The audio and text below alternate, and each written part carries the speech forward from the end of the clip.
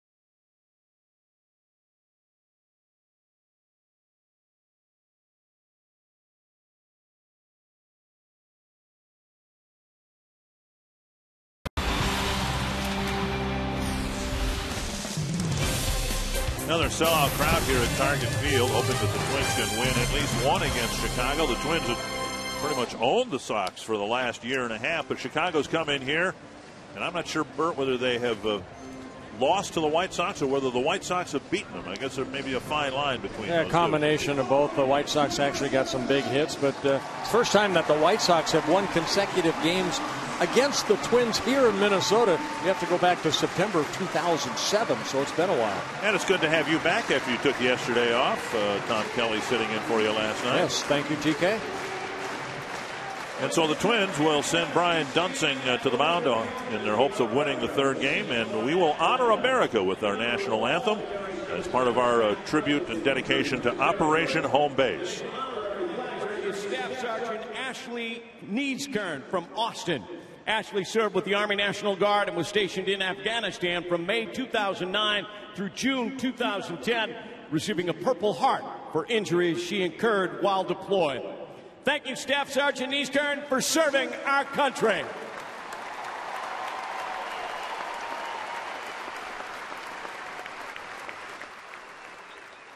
Singing the national anthem today, one of the most renowned musical families in America and a huge part of the Minnesota musical scene for more than 2 decades. Please welcome the Steels. Oh, say, can you see by the dawn's early light what so proudly we hailed at the twilight's last gleaming, whose broad stripes and bright stars through the perilous fight o'er the ramparts we watched were so gallantly streaming, and the rocket's red glare, the bombs bursting in air, gave proof through the night that our flag was still there. Oh, say does that star-spangled banner yet wave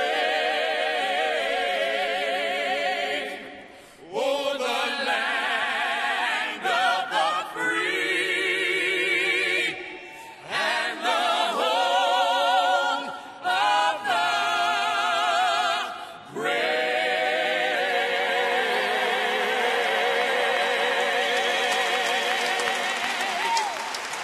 Not the least bit surprised at our most stirring anthem performance of the year provided by the Steels. We've really enjoyed their music for many, many years. Beautiful. What a fantastic job they did again today. And the Twins hope to get this season, certainly this series, reversed with Ozzie Guillen winning the first 2 games of the series. And here is his Menards batting order for the series finale. Juan Pierre, Alexi Ramirez, Paul Konerko, Carlos Quentin back in the lineup today. Alex Rios, Brent Lillibridge in at first. Adam Dunn out of the lineup. Gordon Beckham, Tyler Flowers, and Brent Morrell. Well, for Brian Duensing on the mound, Brian Duensing, what he needs to do here is follow the leader. Carl Pavano, outstanding 8 innings last night, 2 runs allowed, only 1 earned. And we all know that the starting staff has been struggling as of late. But he does also have success against the Chicago White Sox organization. 4-0 in 5 starts, 11 games overall, with a very good 2.51 earned run average. Here's the Northland Ford defense for the Twins, and it's a different look. Revere, Span, and Kubel in the outfield. Tolbert at third, with Valencia and Young starting the day on the bench. Nishioka and Plouffe up the middle. Kadair at first. Joe Mauer back behind the plate. There's an interesting dynamic when you have Ben Revere in left and Bernard Span in center, and we saw it in the Anaheim series. Those 2 guys can cover an awful lot of ground out there. Well, what you also put into the offensive part. Defensively, they can cover some ground, but offensively, you're adding more speed. And, you know, the Twins aren't a home-running, hitting ball club. Tolbert also in the lineup, Trevor Plouffe. Gardy, how many different lineups has he had to use this year? It's incredible, but you know what? The bottom line is the Twins need to start winning if they want to get back into the race. They're 10 games behind the Tigers, who are playing very good baseball right now. And the Twins have lost 6 out of their last 7, so it's time to turn that around. Well, the Twins have played 113 games, and I believe today's lineup is their 108th different lineup, which gives you some idea about how stable the lineup has been, and that, as much as anything else, explains why the Twins have been looking up in the standings all season long. Here's Juan Pierre, and Dunsing starts him with a strike. A guy you want to keep off the bases, Juan Pierre. Currently on a 7-game hitting streak where he's hitting .375. Stole a couple bases in this series. Outside, and it's 1-1. Dunsing has to hit his spots. He's not overpowering. Watch Joe Mauer move in and out. Now going inner half of the plate. Backhanded by Nishioka, and he'll throw off target. He had no chance of getting Pierre. Once that ball left home plate, it was apparent he was going to get a base hit. Just like that, continuing his hitting streak now at 8 ball games, and the speedster at first base. Nishioka, you might as well put that in your back pocket, because you see Michael Kadire had to come in off the bag just to keep it in front of him. So an infield hit to start the first, and now Alexei Ramirez. Ramirez had maybe the most impressive at bat I've seen him have against the Twins. In the last inning last night, Ramirez had a 12-pitch plate appearance, ended up drawing a walk against Joe Nathan, and Lillibridge followed with the back-breaking home run. But Ramirez just had a wonderful plate appearance. Yeah, he really did. I mean, it's still a 2-1 ball game at the time, and then the White Sox scored 4 runs to open it up. Twins lost 6-1. 1-0 with Pierre at first. We saw the White Sox, particularly late in the game, run at will against the Twins. So Dunsing really needs to pay some attention to Pierre here. Yeah, only 9 stolen bases against Brian Dunsing. He's pretty good on holding on runners, and 5 have been successful. And Pierre, he has 18 stolen bases, but he's also been caught 13 times. See if they can get 2. Nishioka flips to Plouffe, and over to Kadire. 6-4-3 it goes, 2 down. Well, pitcher's best friend. It happened in last night's ball game. It was Carl Pavano who got the double play in the first inning. Play made behind him off the bat of Paul Konerko right here. Ramirez hits it sharply. 1 hopper to Nishioka. Good feed over to Trevor Plouffe. And the relay throw. Plenty in time to get the double play. Base is empty, and that's important with Konerko coming to the plate.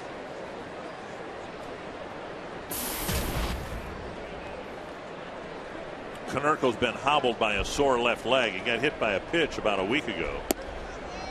And that is why he has been in the designated hitter spot rather than playing at first base. And perhaps the White Sox saw enough of Adam Dunn over there in the first 2 games, and they have got Lillibridge in there. Well, Lillibridge also a right-handed hitter compared to Dunn, who struck out again 3 times yesterday for the 19th time this year. But, you know, Ozzie playing the percentages. Lillibridge hit the big home run in last night's 9th inning for the White Sox. And I'm not sure which is more accurate. Dunn has been either helpless or hopeless against left-handed pitching this year. 2-1 to Konerko. 3-1 with Quentin on deck. Dunsing averages usually 2 or 3 walks per 9 innings. He doesn't have those games like Blackburn had the other day where he'll walk 5 or 6 guys in a ball game. Usually around the plate. High fly to center. Ball carrying out to the warning track almost. Span makes the catch. And Dunsing faces just 3 men in his first inning.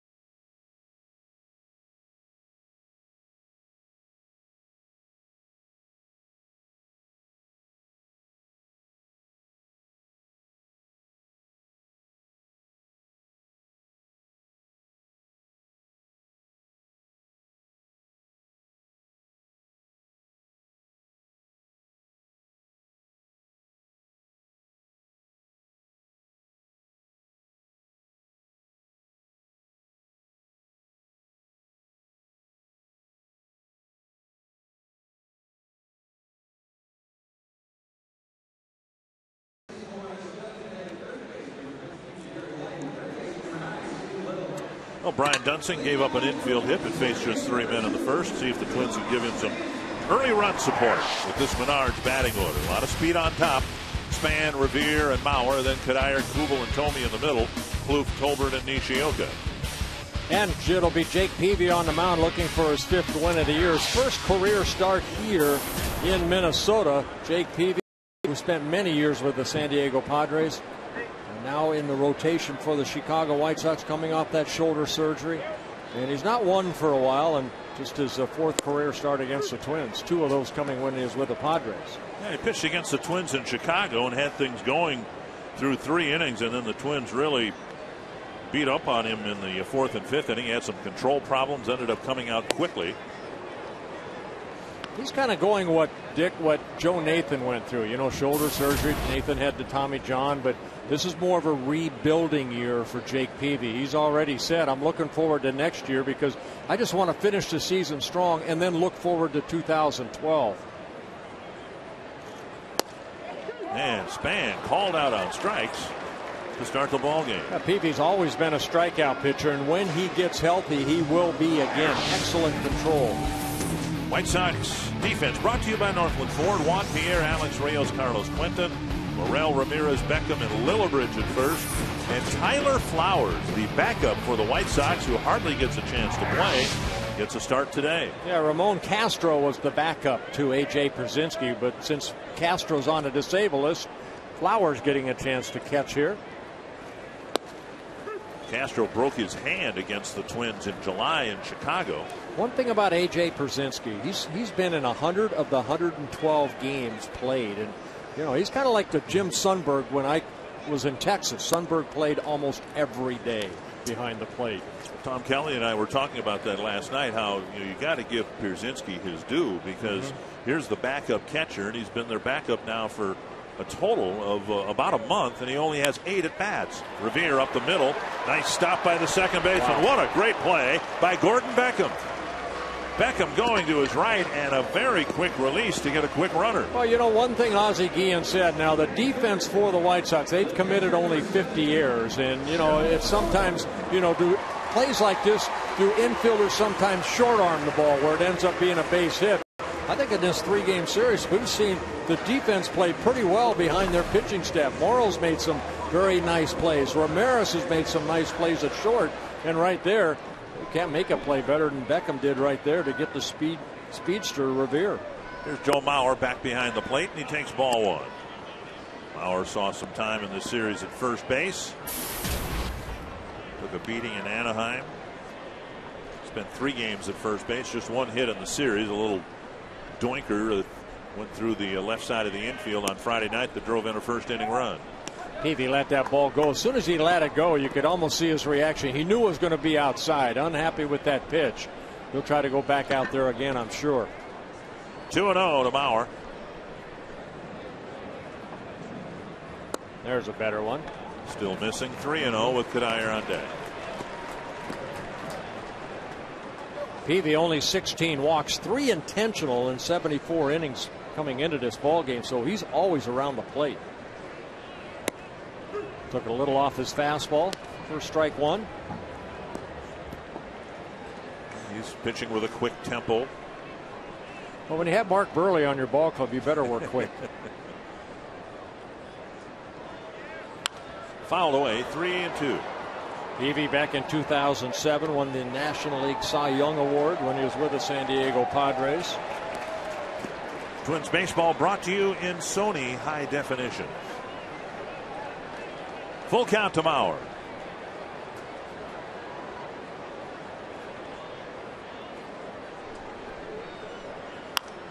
And flip foul again.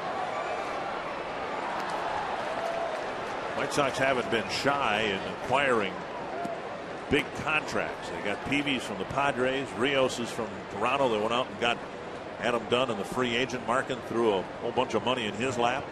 Yeah, re-signed Paul Konerko. You know, Konerko was a free agent. That's a good signing there. And that was something that was in-house. You know, you're just holding on to your own players. But right. The other 3 have not worked out very well. Peavy because of injury. Full count again to Mauer. Another foul.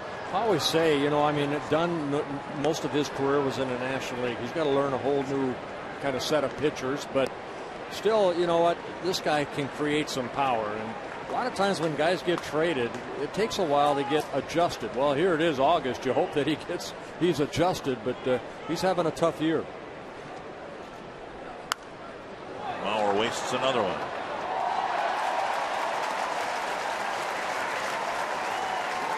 You saw where that pitch was, too. The number 8 pitch to Mauer in this at bat, down and away on the black. And this is why good hitters hit over 300 year in and year out. They hit those good pitches or foul them off. So hopefully Peavy will make a mistake. And that's down the line. Fair into the corner. Great at bat for Mauer, and it's a 2-out extra base hit. I mean, that's exactly what I was talking about. I mean, in the 8th pitch of that at-bat, Peavy made a pitcher's pitch down and away. And what did Joe do? He fouled it off. Peavy comes back with his 9th pitch to Joe Mauer, leaves it up. Joe Mauer gets the double. That's how you hit 300 by, you know, fouling nasty pitches. This is the 8th pitch, or a couple pitches ago. And then the ball left up. Well, Michael Cuddyer's got 3 hits and 5 at-bats against Jake Peavy. Trying to get another one here with 2 outs to get the first run up on the board. And at the belt, a strike. Peavy coming off a season-high 115 pitches in his last start against the Yankees. Gave the White Sox a chance to win, but the White Sox lost all 4 to New York. 0-2, and so the White Sox, in part because of that, pushing Peavy back a day and inserting Zach Stewart into the game last night. Well, with the shoulder injury, you know, they're trying to get Peavy set for next year. They don't want to overuse him this year. The White Sox, yes, they're 6.5 games behind the Tigers, but Don Cooper, they're keeping a close eye on Peavy's pitch count as far as innings pitched, all that stuff. Just off the outside corner, 1-2. When Peavy's sharp, excellent control of the fastball, but it's a slider that's his strikeout pitch. 2 pitches ago, that's that nasty slider. And for some reason, he maybe hasn't had that yet, because right-handed hitters are hitting 311 off of him, where left-handers hitting only 251. Bounce to short, and Ramirez gobbles it up and throws over to Lillibridge. Mauer left the board, a scoreless first inning.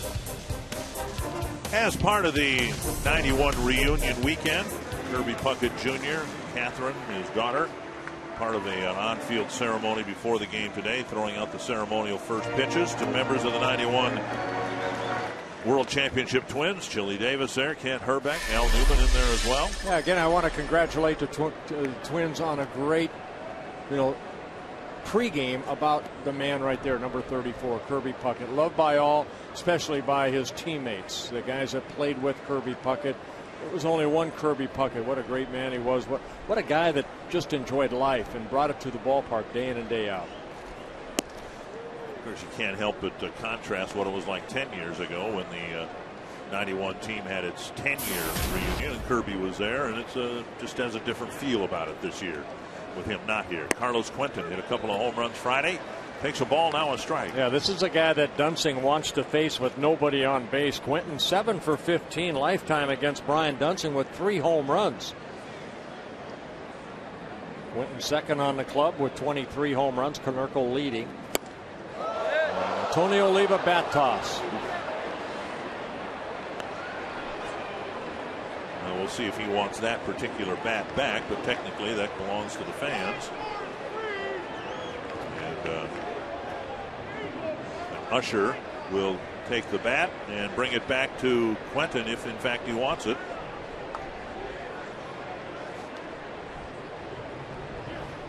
We see him offering the Tim Laudner. You're down in that camera well where it's nice and toasty probably. You know, Kirby was a great man, wasn't he? Boy, wasn't he something, Bert? You know, he brought some kind of energy to that clubhouse and passion, and we all tried to duplicate that energy and that passion. And the one thing that I don't think any of us could duplicate was that charisma. Boy, did he have that charisma, huh? That makes you smile just thinking about Kirby. You know, can you imagine, Bert, how he would think about, or what he would think about Target Field and being here and seeing 40,000 people every night on a grass field playing outdoors? How much you think he'd love that? Oh. Foul back heading our way. Now, an interesting thing happened with Quentin a couple of pitches ago, tossing his bat in the stands.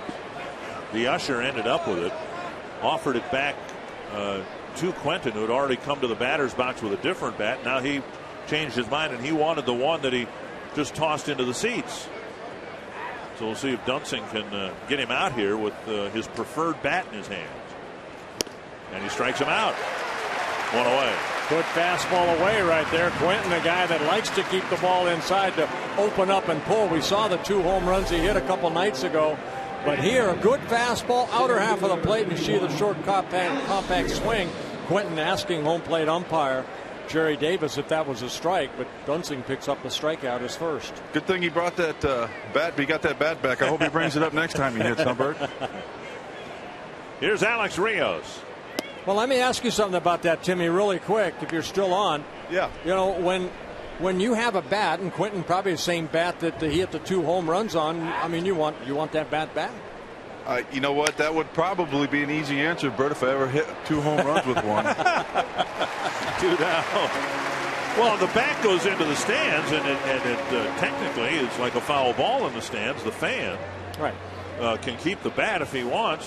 Quentin, I guess, was lucky that he ran into a case of Minnesota Nice, and the fans said gave the bat back to the usher. Yeah.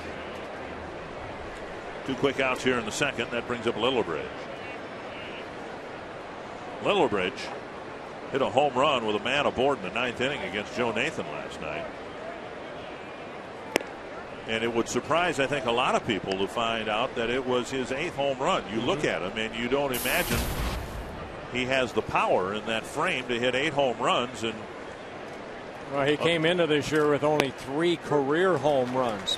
Came up with the Braves in 2008 in his 3rd season with the White Sox. But, you know, he's getting more playing time now. Last year he got only 98 at-bats, hit only 2 home runs in 64 games.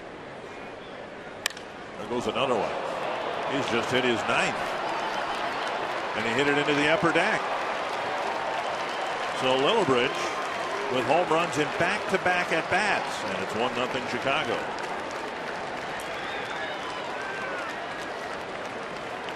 Well, it's a location of the pitch right there. It's almost like I mentioned, Quentin liked the ball in. That's where he hit his 2 home runs.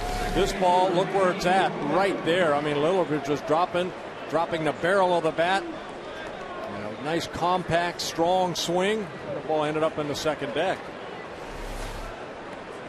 So the White Sox hit their 4th home run in this 3-game series. Here's Gordon Beckham.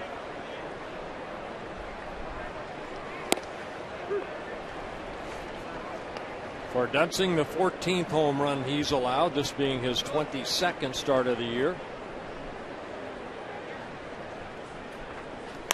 This one lifted to right field. And Kubel with a long run, and Plouffe with a slide at the end of his chase, and both players come up a little short. 2 strikes. Plouffe showed some speed there. He covered a lot of ground, but needed one more step.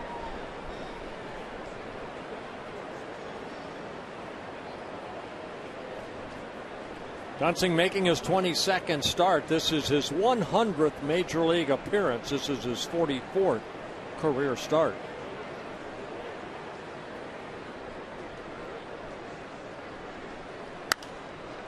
Another foul ball back into the seats.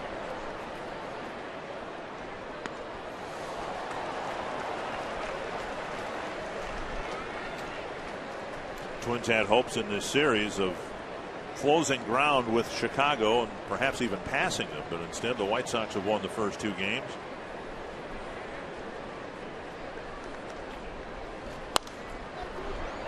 And protecting the plate, Beckham lifts another foul. You worry about Konerko, you worry about Quinton, and if Lillibridge with back-to-back home runs last night and today. 0-2 again. Pops straight up. Bauer can't make the play. Remember last year he made that play where he reached around the net. Right. And made a nice catch. That one another roll back in the seat. Well, he was thinking about it because he went right to that spot again. Right where that camera guy is. Jerry White right there.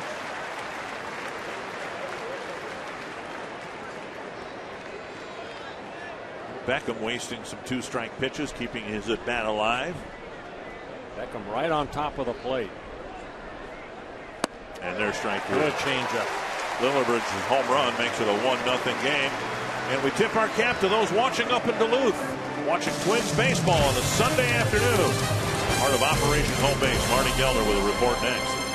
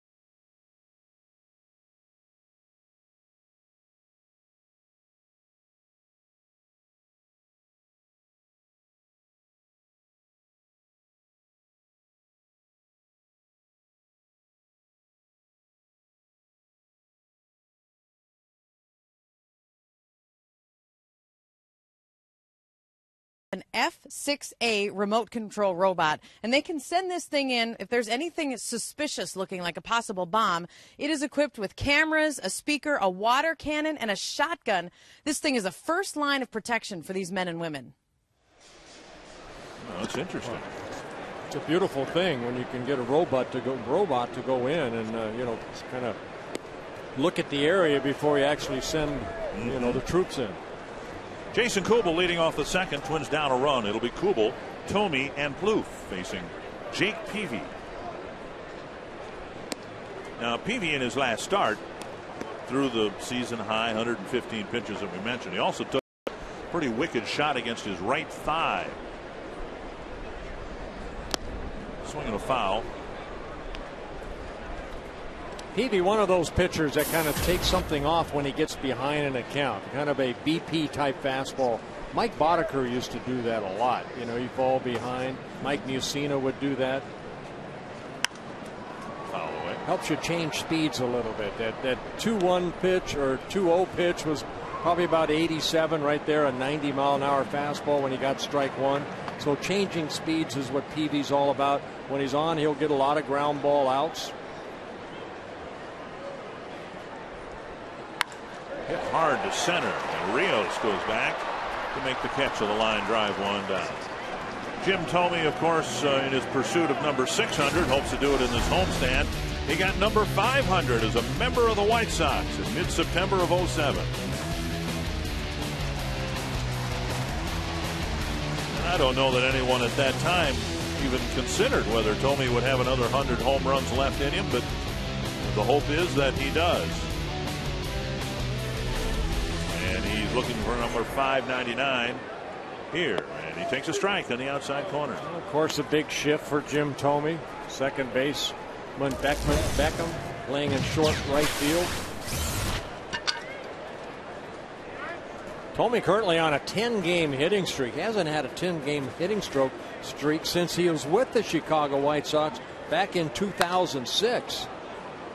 And it's not been a fluky streak. We've seen him make more solid contact consistently maybe than at any time even last year. And even that foul ball stroked very hard on the ground. 2 strikes now. Peavy to Thome. Very high, 1-2.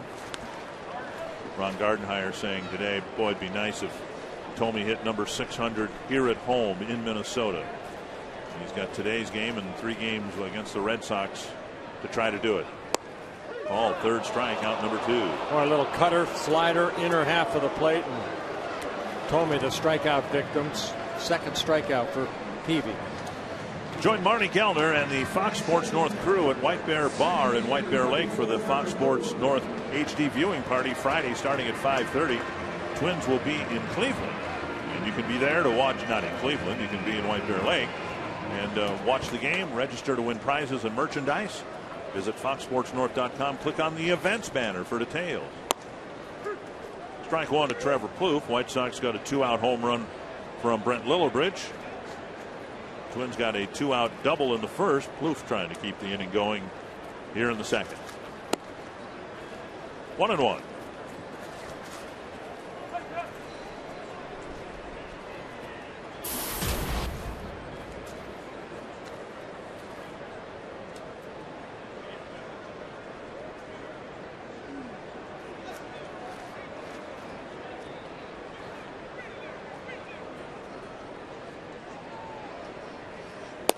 Fastball out. 2-1. Plouffe has never faced Jake Peavy. Plouffe 0 for his last 10 plate appearances.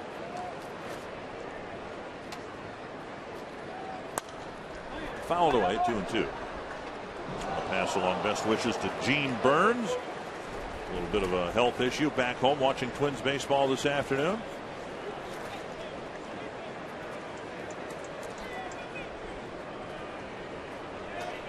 Two and two to Trevor Plouffe.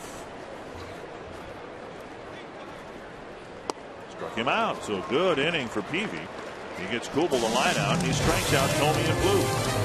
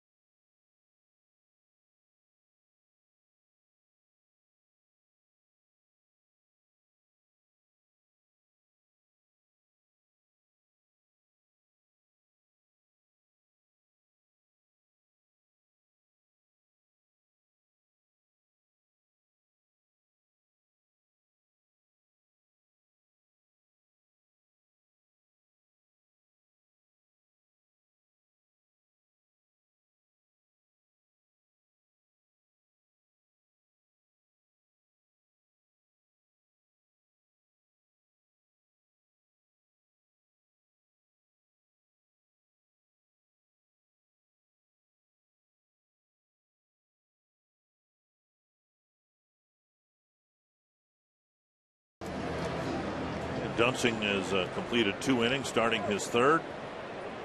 The only mark against Dunsing, Lillibridge's 2-out home run in the 2nd.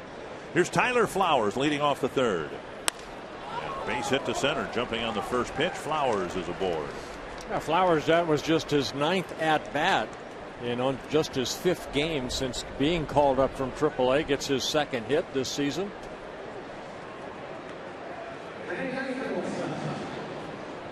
So he's aboard, and Brent Morel, the number 9 hitter. You want to get ahead in the count. Not a bad pitch away, but watch Flowers right there. Take that fastball right back up the middle. Morel last night was asked to bunt in a similar spot later in the game. We'll see what he does here.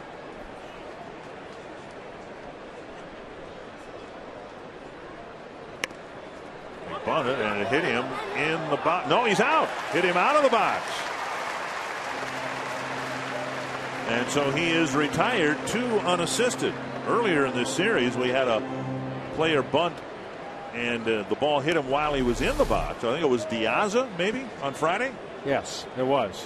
Oh, he was clearly still in the box. Yeah, Jerry Davis, the crew chief behind home plate, saying that he was out of the box, but sure looked like, his feet were in the box. So an out, and Flowers still at first. Here's Juan Pierre.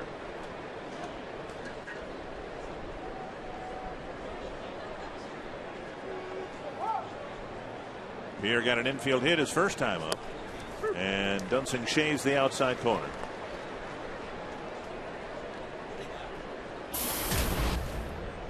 Pierre, first couple months among the fan base in Chicago, considered to be part of the problem. And now that the White Sox have kind of sort of become relevant again, they played a little bit better baseball. He's been part of the solution. Bouncer to short.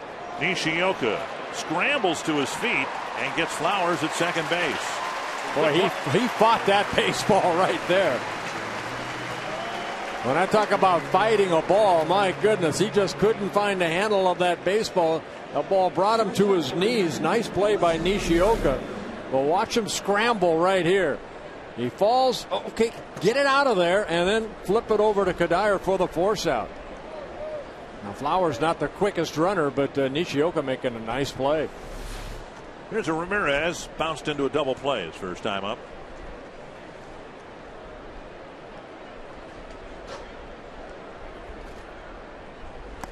And of course, Pierre replacing his speed with Flowers' lack of it. See, take him, look at, come on, find the handle of that ball. One more time. Okay, now you can put something on it. You try to throw it with the ball, not in your hand where you can feel comfortable. You throw it into right field. It's kind of what happened the other night when he tried a backhanded flip. You could almost see he didn't really have a good grip on the ball, and he just backhanded it to the middle of the infield. Yeah, you can work on that, all you want in batting practice and stuff, and they do. The infielder, somebody will hit your balls left and right during batting practice, but game situation's a little different. 2-0 the count, and a check of Pierre at first. That's why the guy I went into the Hall of Fame with, Roberto Alomar, was one of the best at that, of doing the up the middle type of flips. We got another guy over here, Omar Vizquel, on their ball club, that one of the best. And I still say it, we only saw it when we were playing the Indians, but those two in tandem were the slickest fielding middle infield tandem I've ever seen. Well, Alan Trammell and Lou Whitaker were pretty solid. They played together for 15, 16 years together there. They knew each other like a book. And I didn't get a chance to see them. Solid is a good word, but probably not as spectacular as Vizquel and Alomar. No, not at all. But very solid. There's Omar Vizquel, 44-year-old. 2-1. It's kind of an inspirational homestand for the 40-somethings. You've got Thome, you've got Vizquel, and then tomorrow night Tim Wakefield's going to pitch for the Red Sox. Omar Vizquel, 23rd year at the major league level. 3-1 to Alexei Ramirez. popped up short center. And Denard Span comes in, and on 9 pitches, Dunsing pitches a clean 3rd inning.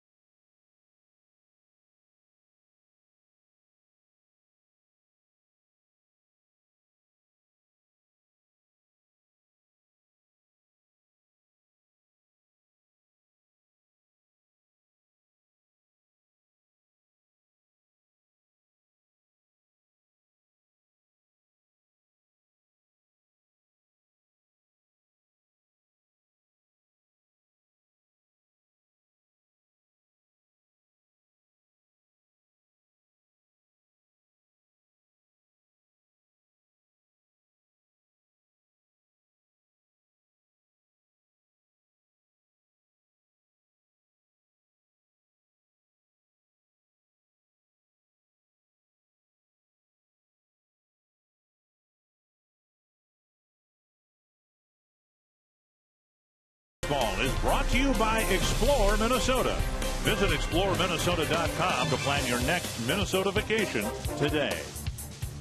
Well, that could be just about anywhere in Minnesota. Happens to be one of the best bodies of water in the state. Leech Lake near Walker. Great fishing lake. 3rd largest lake in Minnesota. Great walleye, largemouth, smallmouth bass, and muskie lake. Matt Tolbert leading off the 3rd. Twins down a run to Jake Peavy in the Sox. Tolbert with a couple of hits in the game last night. Bounces at foul, 0-2. Now we mentioned Peavy was pitching effectively in Chicago through 3 innings, and then he ran into some abrupt control issues in the 4th. The Twins bunched some hits together and knocked him out in the 5th. Tolbert will reach on an infield hit. Not hit well, but it's a leadoff single for Tolbert, and he continues to pick up some singles along the way in this series. You can ask a question online at carsoup.com/baseball. Jack Wells from Albany, Minnesota.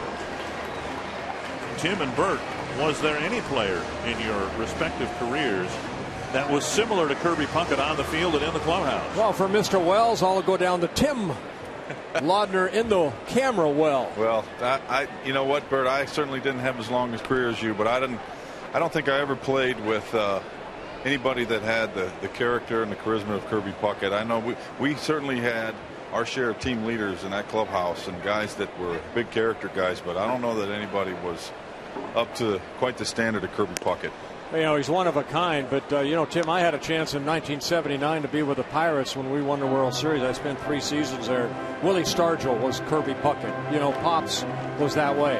He came to the ballpark with the same attitude of Kirby. He played the game hard. He had fun off the field, and you know, you don't meet too many guys, no matter how long you play in the game of baseball, that love it and had a lot of success at it. Tolbert gets thrown out at second base. Flowers, a perfect throw. Tolbert didn't have the best of jump. You wonder whether the hit and run was put on. Yeah, there. Tolbert, let's see if he looks in right there. He's looking in. So maybe something missed, but a good strong throw by Flowers gets Tolbert for the first out. And now 3-0 to Nishioka.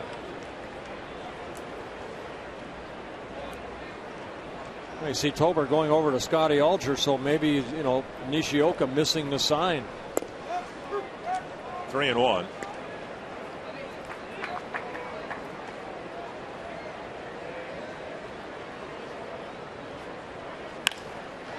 Off the glove of Morel and into left field. Another hit. And back-to-back hits here in the third. You know, it's August right here. You can't afford to miss signs like that. And, you know, if that's what happened, you know, that's things that needs to be corrected here.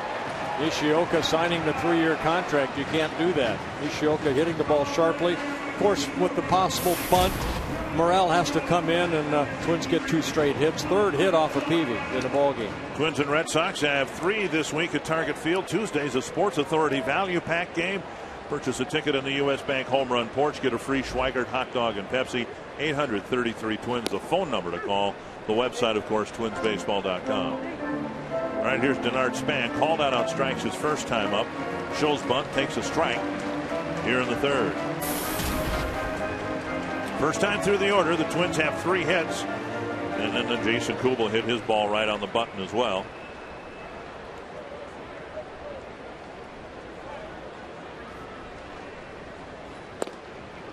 Outside, 1-1.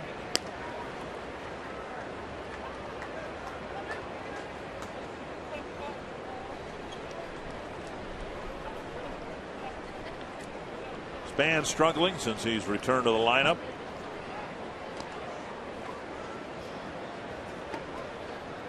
Twins have not done well last night and today with men in scoring position. Just 1 for 10 last night, and they're 0 for 1 so far today, with Kadair bouncing out after Mauer's double. Lifted foul down the line, out of play. 1-2.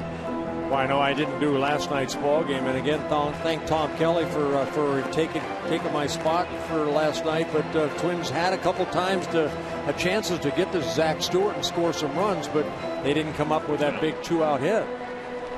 You know, when you're playing well, you do little things right. Sloppy defense last night behind Pavano. In the 9th inning, there was just an ugly inning, and you can't have that.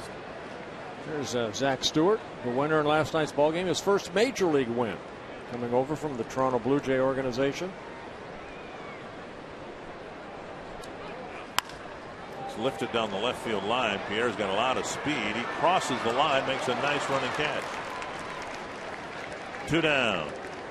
And that gets Revere to the plate. AT&T trivia.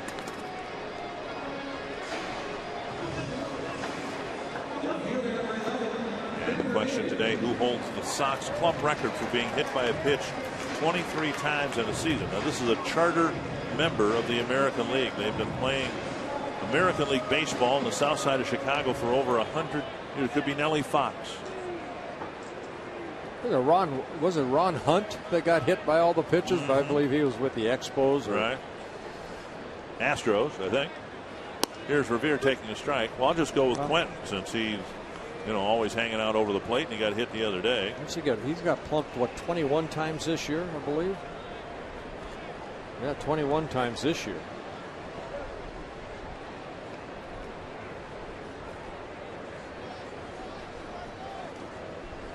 Outside.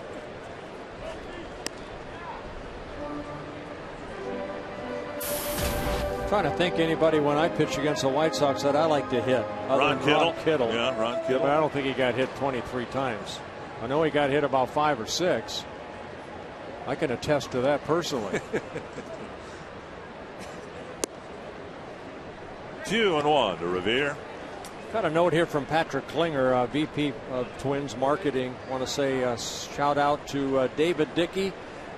Just underwent a liver transplant at the Mayo in Rochester, is recovering. So David Dickey, get well soon. That from Patrick Klinger and us up here in the booth. 2-1 to Revere. And a nice pickup by Lillibridge. He'll end the inning. A couple of singles to start the inning for the Twins. They leave a man aboard and still trail 1-0.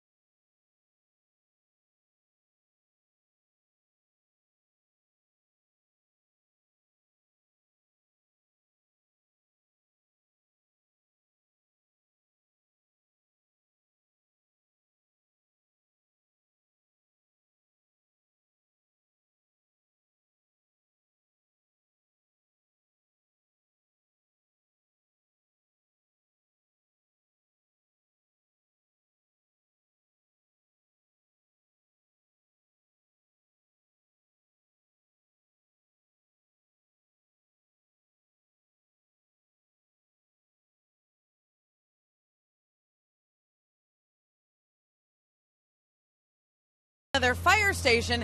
This rig behind me is called an airfield fire truck, and this guy packs quite a punch. Wow, look at that. Pretty impressive.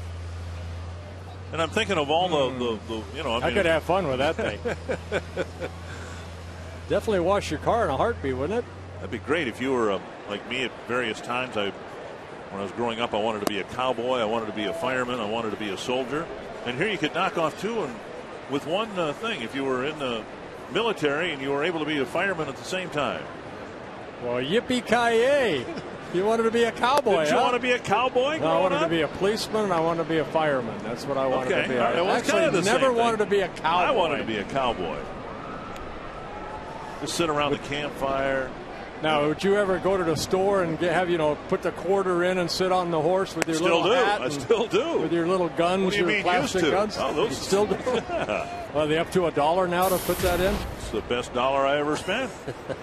Konerko at the plate. See, kids growing up now, they don't want to be cowboys because there are no cowboy shows on TV. I wanted to be Chuck Connors, a rifleman. Yeah. Konerko lifts one high and deep, and that's another Chicago home run into the second deck.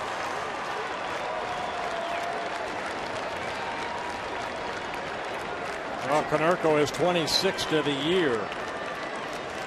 Like Dunsing took something off that ball, but Konerko weighted back nicely, and he's having such a solid year. Can hardly get around the bases. I was going to say, limping around, that calf still bothering him, but it didn't bother his hands right there.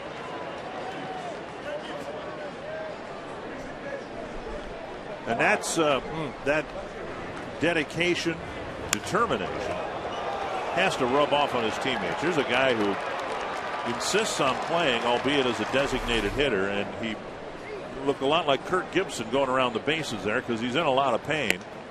But he's in the lineup, and if you're anywhere else in that Chicago clubhouse, how can you help but notice that? Shades of Kirby Puckett, honoring Kirby here today for the 91 ball club, and that's the way Kirby was. You think he went out there feeling good every day? No, he played hurt, but he played. 2-0. As Herbeck did, and Gaetti, everybody. You know what? Gladden took a lot of time off. Dan Gladden took a lot of time off. He's taking off this afternoon only because of the 91 reunion and what that does to you. There's a drive to deep right. And that's off the limestone and then away from Kubel. Span backing it up. And a home run followed by a double. And the White Sox are hitting the ball pretty hard here in the fourth against Dunsing. Well, Quentin, you know what? I mean, let's take a look at his last at bat. Remember the bat toss?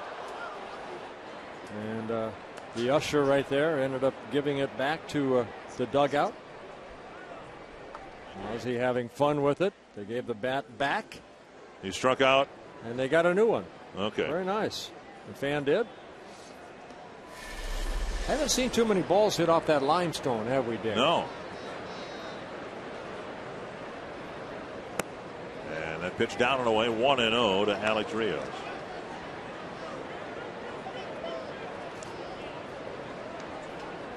So a couple of singles and 3 extra base hits, including 2 home runs. And the White Sox have a 2-0 lead, threatening for more here in the fourth. Lace to left center field. There's going to be another extra base hit. And the White Sox have a 3-0 lead. So Dunsing, second time through the order, getting hit pretty hard by the middle of the Chicago lineup. You know, we have Sadie up here and her father, and all of a sudden they come up as guests. There's a home run, a double, and what's going on here, you know? Going to have to ask our Circle Me Burt guests here to leave early. But an RBI double by Rios, who got 3 hits in yesterday's ball game, and the White Sox hopes that, you know, he finishes the season strong. His 17th double, knocking in his 25th run. Quick trip to the mound by pitching coach Rick Anderson.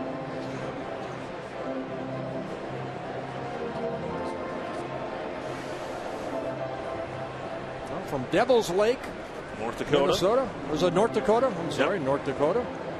Welcome to the booth, Sadie. And we're going to put your husband on, but he had a White Sox jersey on. We're not putting him on at all. He's actually been thrown over the ledge here. You stay away. Get out of here. Get out of the picture. Move back here. Well, Rios at second, still nobody out. A home run, a double, and all three of them very sharply hit. Dunsing hoping that he can buckle down here and keep this a 3-0 ball game.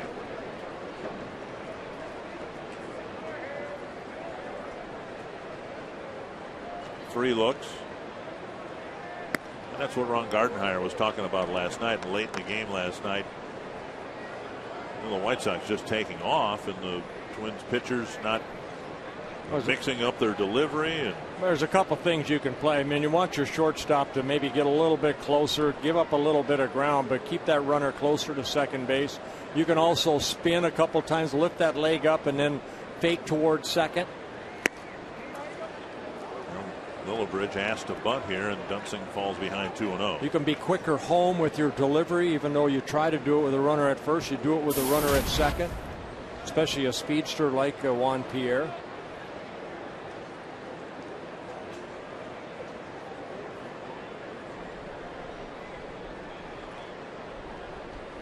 In the air, Mauer with the catch, one away, and Lillibridge leaves Rios at second.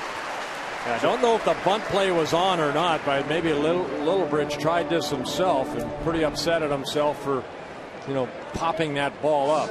Good reaction by a catcher, because watch Joe Mauer. You look forward and all of a sudden the ball's behind you, but he's able to make the catch. So for the first out. The White Sox twice have tried to bunt here today, and resulted in disaster in each case. Morel bunted the ball into himself. Lillibridge pops it up, and here's Gordon Beckham. Ball one.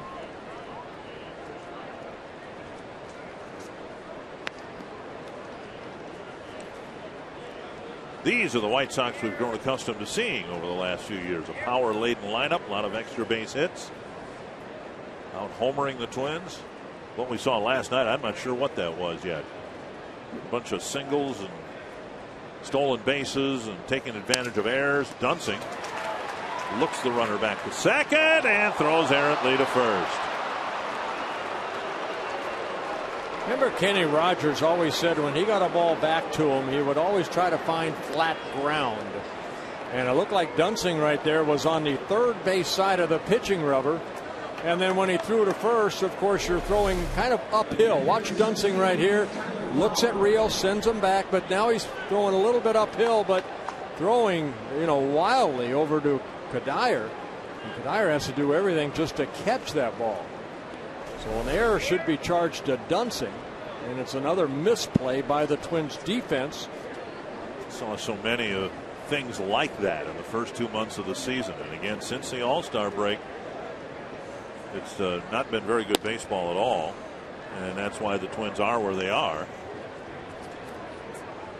They've dropped 3 games to first place since the break, when they intended on doing just the opposite, playing good baseball into the break, continue the momentum, continue the pursuit of first place,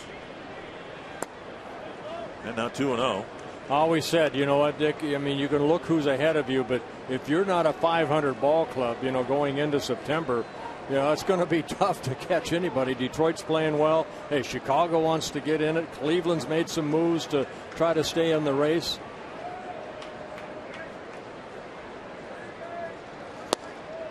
Speed pitch taken for a strike. But you get back into the race by good quality pitching. Dunsing has not been very sharp here so far.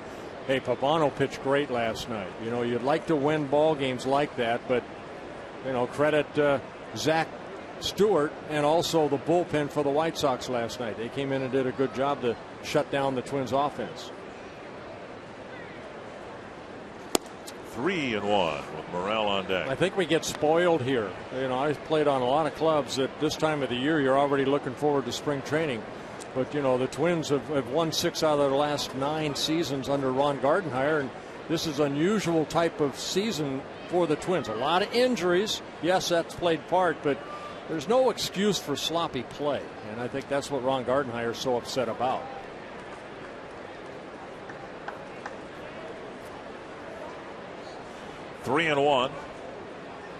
even though the names have changed on the jerseys that Gardy's had to put in for 108 times in 113 games or 14 games, it's still, you're a major leaguer, you're expected to make good plays. 3-2.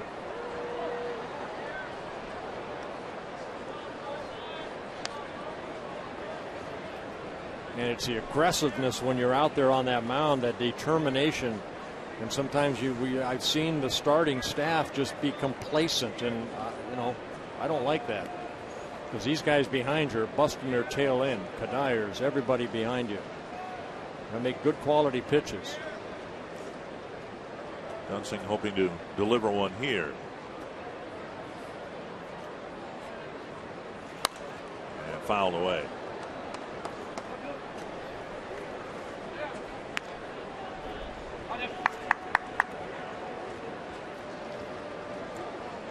Twins starting rotation got the Twins back close to the 500 mark, and the starting rotation has seen the Twins fall back now 11 games below the 500 mark.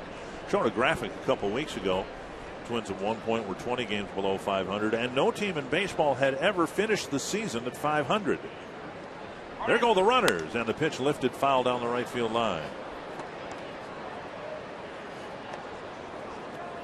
As again sending the runners right there. 3-2 pitch. Again, Dunsing not a strikeout pitcher. He has two strikeouts in the ball game.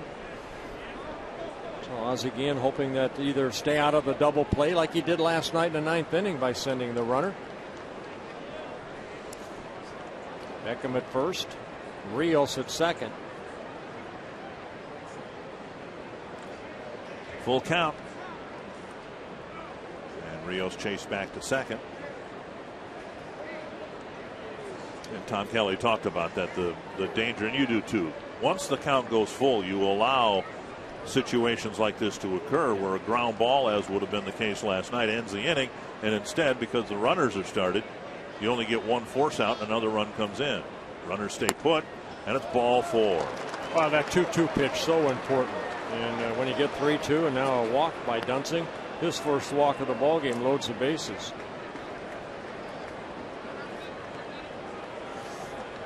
Gardenhire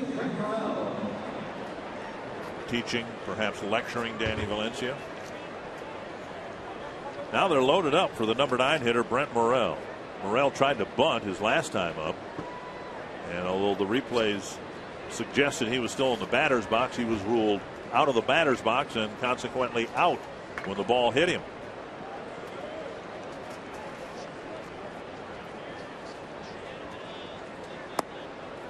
And Dunsing misses again. Oh, Dunsing in his last start in Anaheim. You see the 148th Fighting Wing in Duluth. They're just kind of sitting there. They need to see the Twins score a lot of runs here this afternoon. Perk them up a little bit. I was saying in his last start in Anaheim, it was a fourth inning that kind of got away from him. It was Mark Trumbo that hit that big 3-run home run that kind of opened up that ball game, and it was a 5-1 loss to the Angels.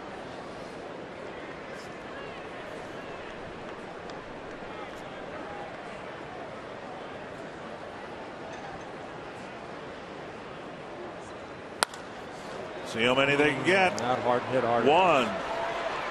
And Morel reaching in a fielder's choice, and it's a 4-0 ball game. Yeah, ball just wasn't hit hard enough. We're kind of off the end of the bat. Morel will get an RBI, his 19th of the year. That ball hit sharper, then maybe the double play, but Rio scores the 3rd run of the inning. Arby's and Fox Sports North are giving you a chance to win a trip for 2 to Fort Myers, Florida. Pick up an Arby's. It's Good Mood Food code card every Friday at any participating Arby's. Log on to foxsportsnorth.com. Click on the Fan Zone tab. Enter the code for the chance to win. You do have to be 18 or older. You visit foxsportsnorth.com for complete contest details. A 3-run fourth, first and third, 2 away for Juan Pierre. Squares to bunt and takes ball 1. Tolbert in on the grass at third.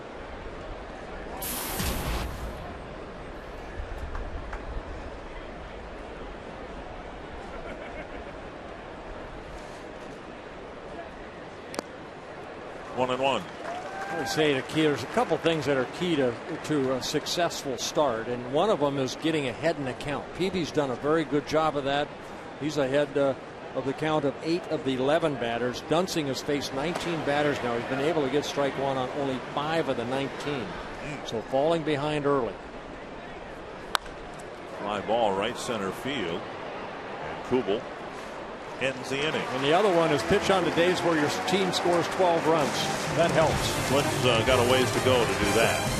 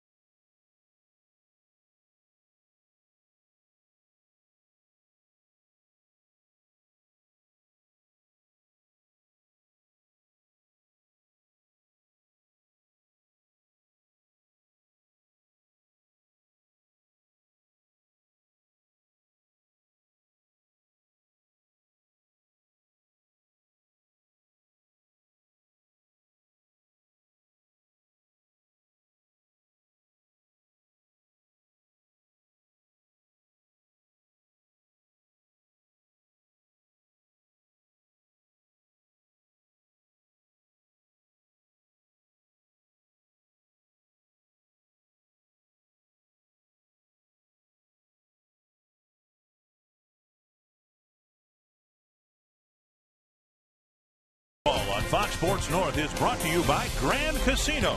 The best stories start here. And by AT&T. Oh, what a beautiful Sunday afternoon. But the White Sox are leading 4-0. You can let us know who you think will be the Arby's value player of the game in this come-from-behind win. Text the word value followed by a space and the player's name to short code 234-234. Mauer with a double with 2 outs in the first. He'll lead off the 4th. And he takes strike 1. Mauer, Cuddyer, and Kubel. And then the Twins hope Thome, Plouffe, and some others will come up here in the 4th inning. Yeah, Peavy, 12 batters faced, strike 1 on 9 of the 12 so far. So he's working ahead in the count. 50 pitches, that's 51. And 34 have been strikes. 33 have been strikes. 1-1 to Mauer.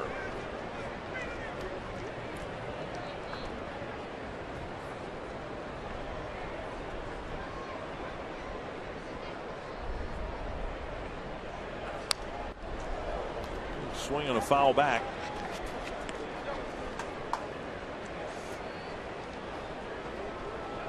One and two. Yeah, that double by Mauer, that being his 8th double of the year. He has the 1 home run. Mauer on the season, 58 hits. Only 9 extra base hits. Lillibridge was a little high to Peavy, but he's there to make the play, 1 down.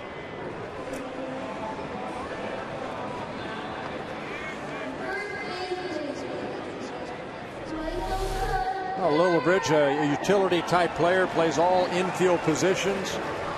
You want to lead your pitcher, but Peavy right there jumping and catching the ball. Adam Dunn saying, I'd have had that in my back pocket. Had that in my back pocket. Yep. It's nothing. Here's Michael Cuddyer. Twins got a couple of base hits under Dunn's glove, who Dunn hasn't shown a whole lot of mobility over there. Strike on the outside corner.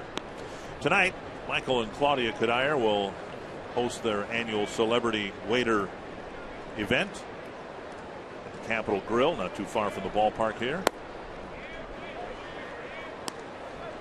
And a lot of the Twins teammates will be there to serve the patrons. Just a lot of money, yep. For Justin the Boys and Morneau is Girls usually Club. the bartender, but he's in with the Rochester Red Wings. 2-1. I've never mixed a drink in my life. Maybe I'll serve as the bartender.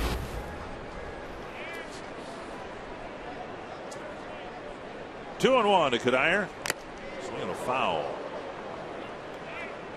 2-2.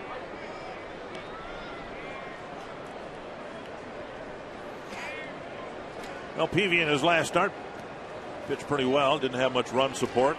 Held the Yankees in check as much as people do. Just 3 earned runs, 7 innings. But now he's got some run support today. 2-2 to Cuddyer. And now a full count with Kubel on deck.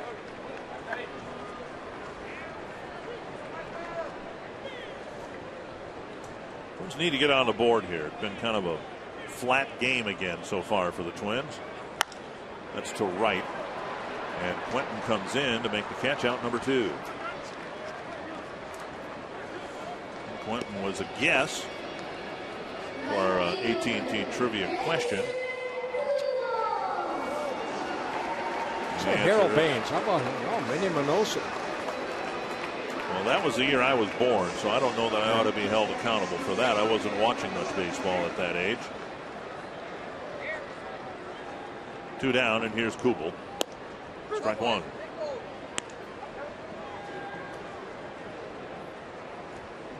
Kubel lined out to the center fielder Rios his first time up.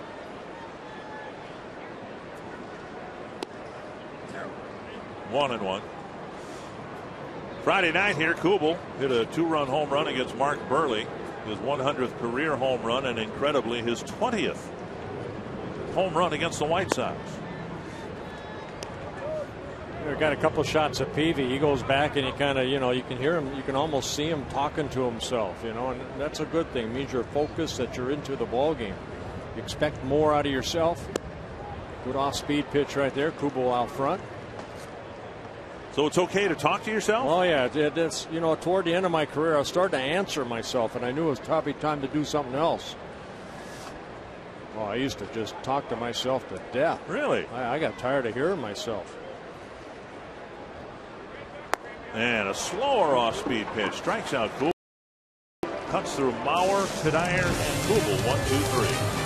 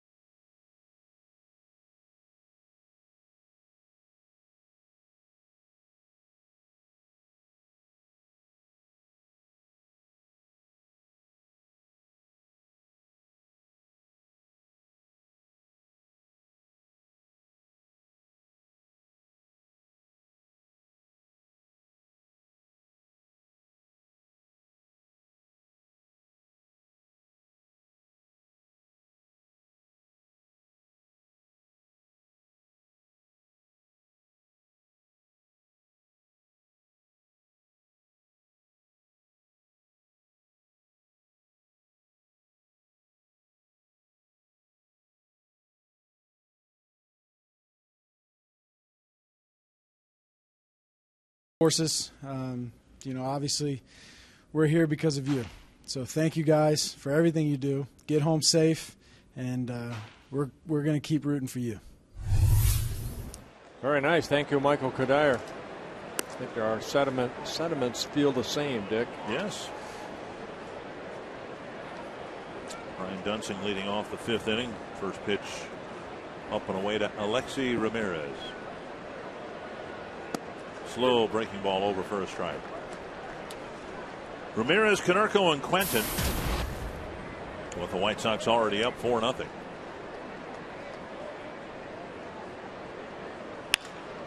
One hopper. Tolbert juggles it and fires to Kanier, one away. Hey, get your body in front of it, and that's what Tolbert did right there. Kept the body in front of it, lost control of the ball, but able to get it back in his glove and make the out at first base.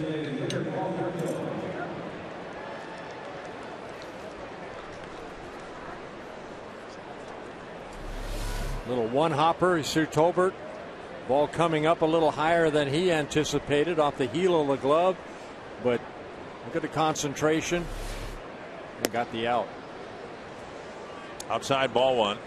Konerko lofted a home run into the upper deck in left, leading off the 4th inning, and the White Sox added two more runs that inning. And that opened up the game to 4-0. 5 of 21 batters first pitch strikes for Dunsing, and I've seen him miss here like Liriano did. You know, I mean, up and away, and off that much, missing that much. When Dunsing's on, he's right around the plate.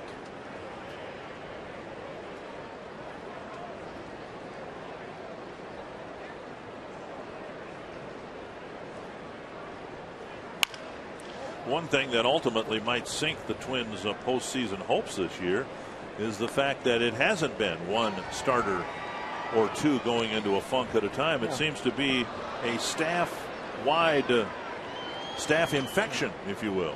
Well, you're going to have ups and downs throughout the season. We saw the Twins struggle in April and May, then they picked it up in June and July, but now they've kind of fallen back into that April and May type of rut again, and that all goes off the starting pitching.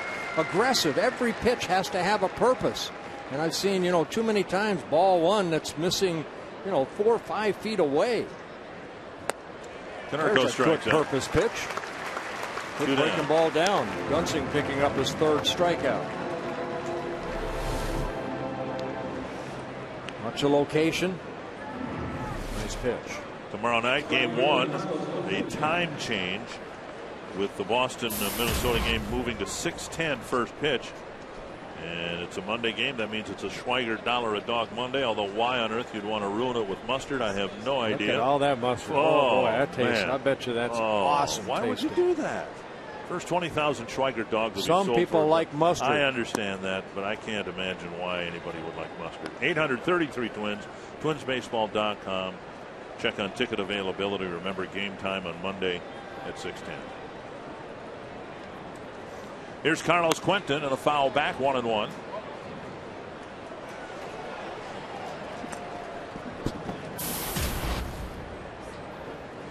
Quentin hit a double and scored his last time up.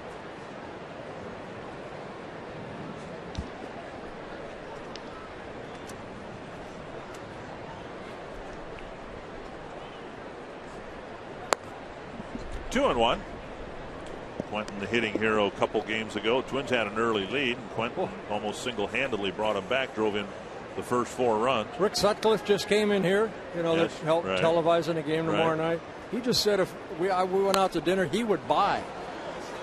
Oh, you said Dick would buy. Oh, that I would buy. Oh, all right. Oh, you're not inviting me, you're just inviting Dick. Forget it, Roomy. Now, were you two actually roommates in Cleveland? Yeah, in spring training we were. Okay. Yeah. And we never got any sleep either. All we did was talk pitching. So it's okay. Awesome. It's okay for him to come in here and facially fondle you because you spent a lot of time together. Yes. Okay. That's down the line and into the right field corner. And Quentin has another extra base hit. That ball dies in the corner a little bit. Quentin aboard with a 2-out double. Hey, second straight double after striking him out in his first at bat. Quentin got a pitch away, hit it off the limestone out in right field, and right there another pitch away that he just kind of reaches out. Watch this. Not a bad pitch. He just looked like he just, short compact swing. Boom, solid contact right down that first baseline.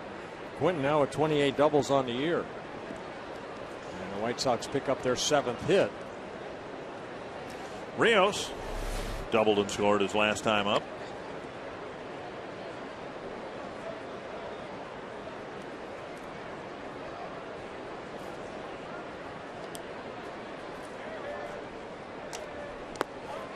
Down and in, ball one.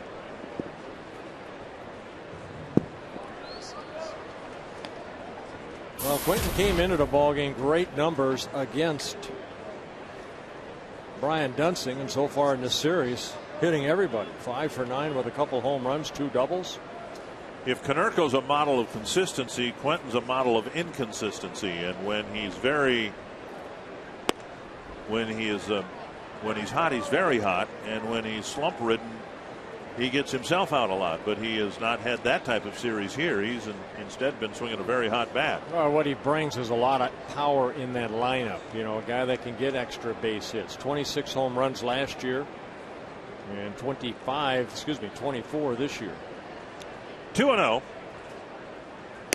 When he's healthy, you know, a couple 2-3 years ago, he had a lot of injuries, had some plantar fasciitis problems, then that broken wrist. That was self-inflicted. Right. 3-0. Duensing trying to wrap up business here in the 5th. He's having a tough time. Fastball and a strike.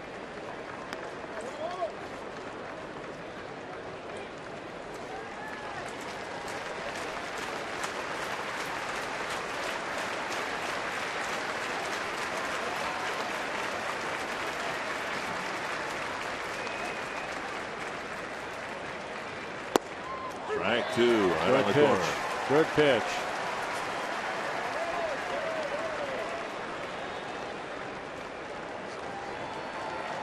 Three-one pitch down in the strike zone. Pitcher's pitch. See if he can do it again.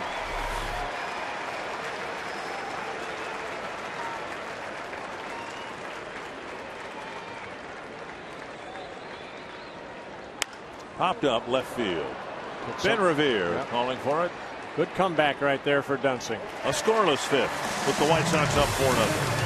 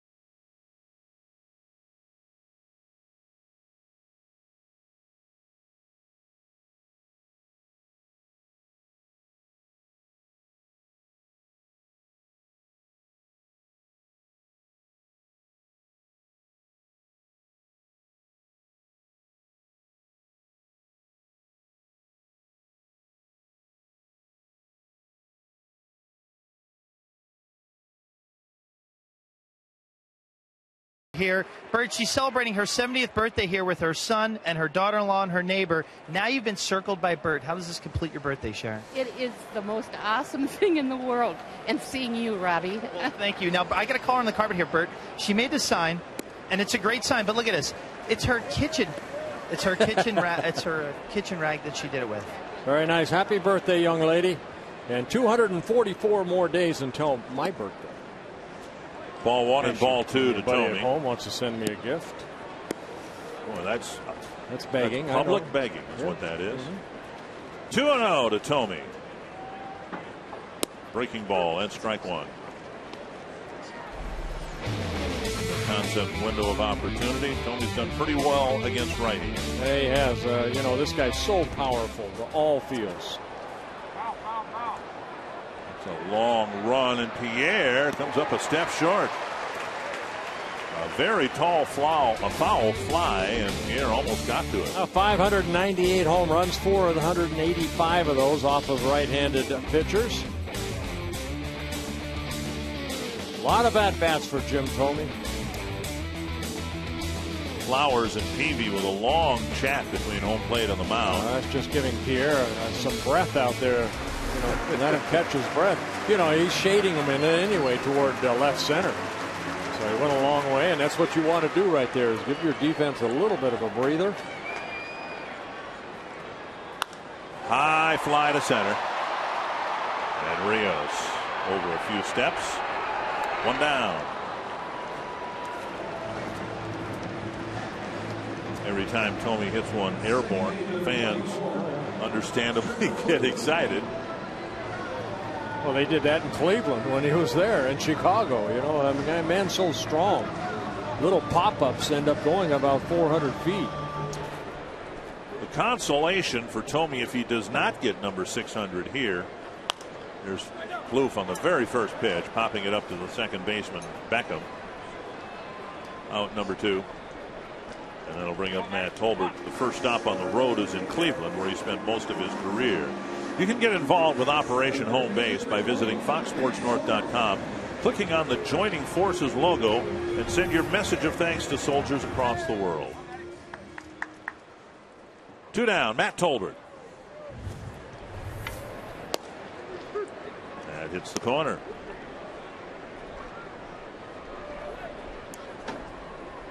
Tolbert's been picking up a collection of singles in this series. And there's strike 2. It was in the 5th inning in Chicago where the Twins caught up with and knocked the Peavy out of the game. But he's cruising here on an 0-2 pitch. He hits Tolbert. And all the way up here, you can hear Peavy curse at how poorly he threw that 0-2 pitch. You know what? Again, Peavy, a guy that expects a lot out of himself, and right there, making a mistake ahead in the count, and then ended up bouncing and hitting Tolbert.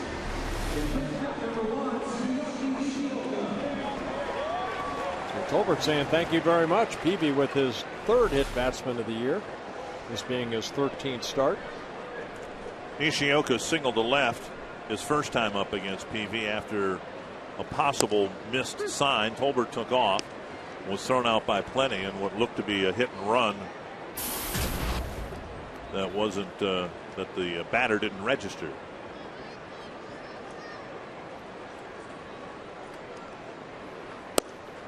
Inside, 1-1. Yeah, back on June 25th, Jake Peavy did something that he did in his first time in his career. He relieved. He came out of the bullpen in a ball game in Chicago against the Washington Nationals in interleague play and picked up the win. So his first career relief appearance ended up getting him a win. Lifted to left, and when we were in Anaheim, we told you about Dan Herron doing it back in the opening weeks of the season. So here are 2 top flight pitchers, starting pitchers, Peavy and Herron, willing to go to the pen for their team.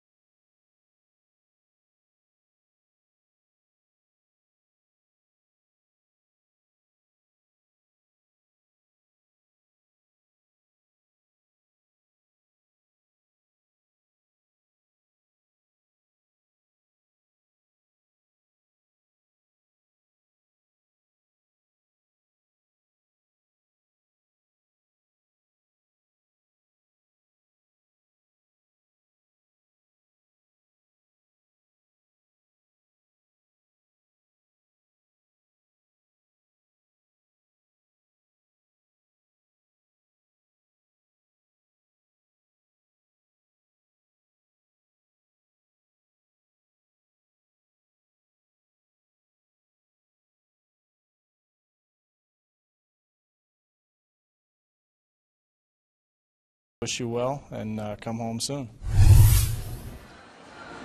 Today's game is brought to you by Miller High Life. This summer you can find out how giving back bottle caps can give returning vets a piece of the High Life. Go to MillerHighLife.com for details.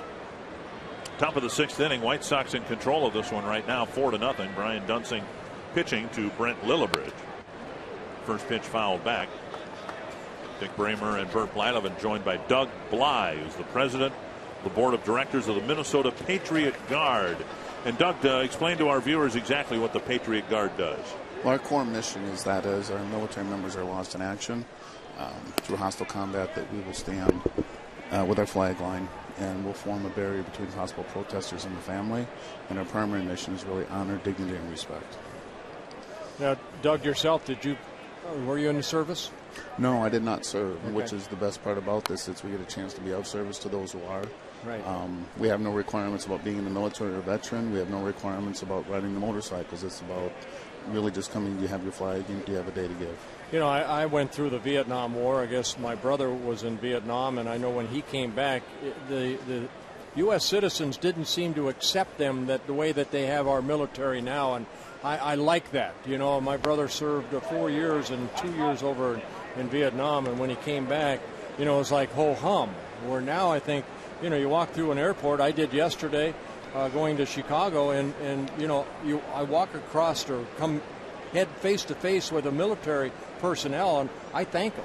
Yeah. And I think as that personnel walks into that airport or wherever, people say thank you very much, where they didn't prior to that. No. Actually, Bert, if you could do me a favor, tell your brother welcome home.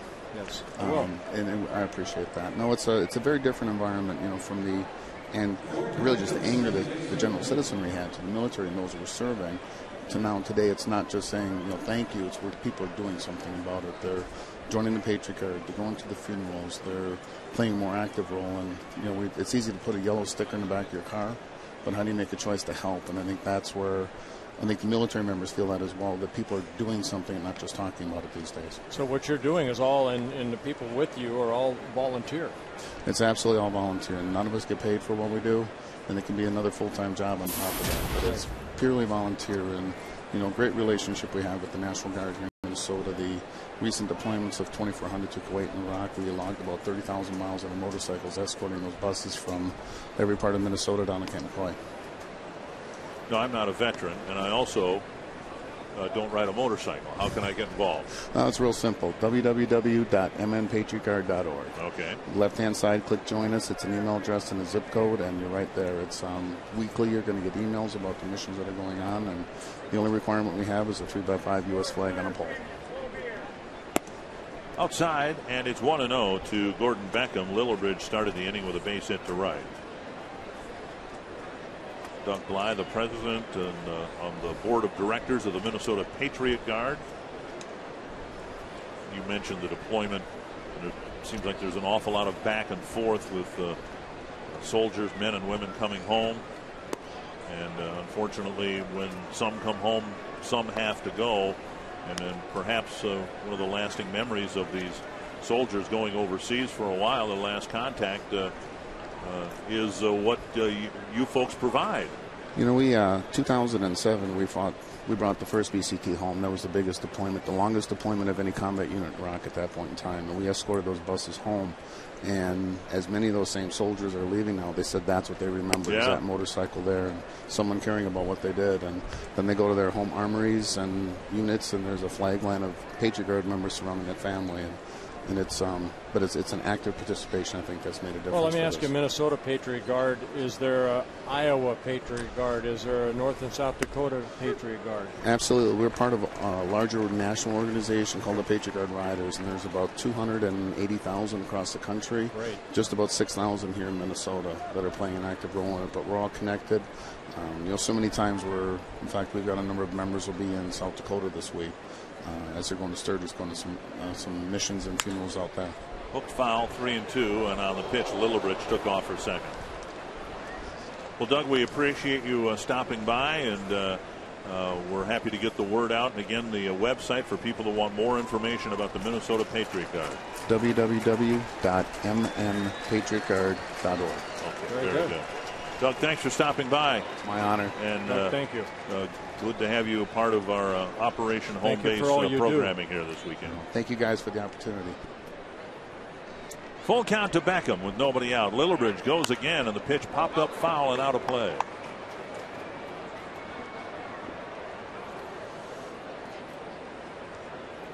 That's what I've seen, Dick. The biggest thing between the Vietnam War and today's battles that we've had in the Middle East, and I think we all know that these men are giving up their lives and their time to serve our country. And I appreciate that. I do. And if you are like Bert and I, show that appreciation and extend your thanks. Swing and a miss. Bauer's throw. Good throw. A strike him out, throw him out should help Dunsing's afternoon. He gets 2 outs here in the 6th. Yeah, Dunsing finally gets Beckham to chase a high pitch, and with Littlebridge taking off, it's the old pitcher's best friend right here. Strike him out. Good throw by Joe Mauer. Watch him get up, make a good throw over to Plouffe, and Plouffe tagging out Littlebridge for the 2nd out. Here's Tyler Flowers. He's reached twice with a single and a walk. Breaking ball over.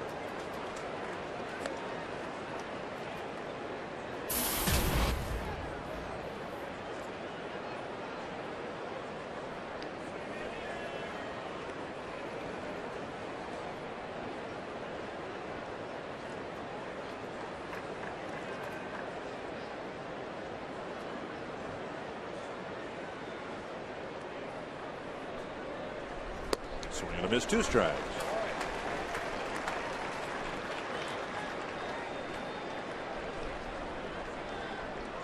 Dunsing has not had a 1-2-3 inning, although he faced just 3 men in the 1st. Now hoping to face just 3 men in the 6th.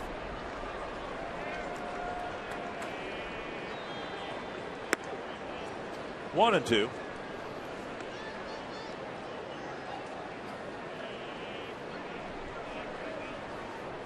This will be pitch number 100 for Brian Dunsing. 2 and 2.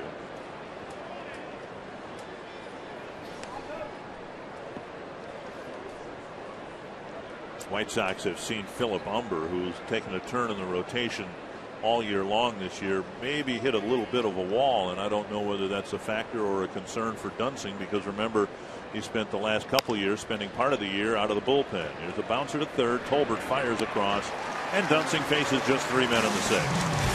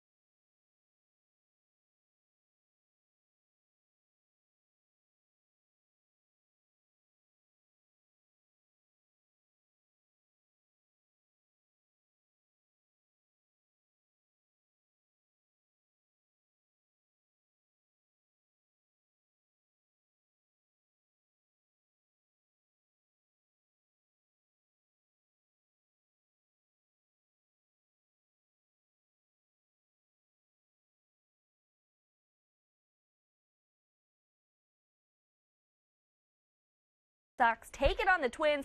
Variably cloudy skies. There is a chance for a thunderstorm or two. First pitch temperature at 74 degrees. Just beautiful weather here today. We've had it so hot and humid, and it's very moderate. And this is a beautiful ballpark at night, but I really enjoy it during day games to see the sun shining on the field, the blue sky above, all the things we didn't see for 28 years. First pitch to Span popped up, and Peavy's got the Twins eating out of his hand. Well, he's attacking the strike zone and getting a strike one. 15 of 19 batters first pitch strikes. CenturyLink high-speed pitch. Brian Duensing with 101 pitches in the ball game. Peavy at 92, and Duensing clocked as high as 93.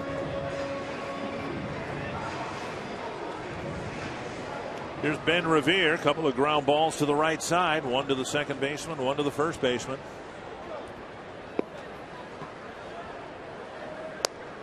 When the Twins were in Chicago right before the All-Star break, the Twins did everything just a little bit better than the White Sox. They almost swept the series and won 3 out of 4. So far in this series, it's been just the opposite. The White Sox have done everything a little bit better than the Twins, and they're 4 innings away from sweeping the Twins in Minnesota. Yeah, something that the White Sox have not done since 2004. Is win a 3-game series here in Minnesota. So the Twins need to come back and don't let that happen. Down 4-0. There's Mauer. He's doubled to left and bounced out to first. Peavy's given up only 3 hits. The last hit was the single off the glove of Morel by Nishioka in the 3rd inning.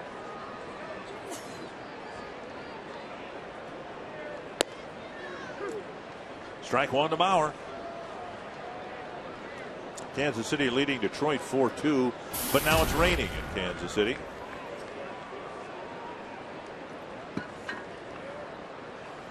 That's hit well to left field. Pierre chasing it toward the corner, fighting the sun. Maybe they'll say that in Texas one day. It's raining in Texas. Yeah. And Peavy throws 5 pitches in the 6th.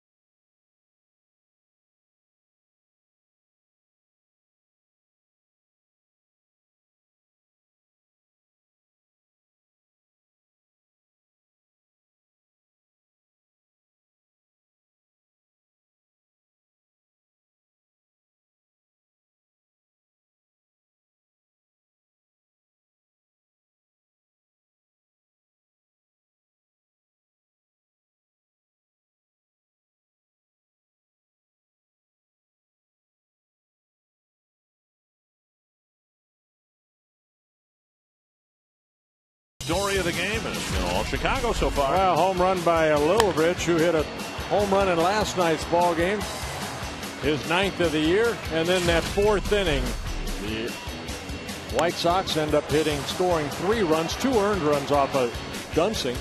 Paul Konerko hitting a home run, and then Alex Rios getting an RBI double in that 3-run 4th inning. And the White Sox have a 4-0 lead. Here's Brent Morel leading off the 7th. Brian Duensing out there. Now, I brought up a point as Duensing was wrapping up the 6th inning, and it might be valid, might be invalid, but Duensing has been a relief pitcher and a starter the last few years. Here's a drive to fairly deep right center field, and Kubel going back. It hits off the wall, and Morel starts the 7th with yet another extra base hit for Chicago. Last year, for instance, Duensing made only 13 starts, pitched 130 2/3 innings.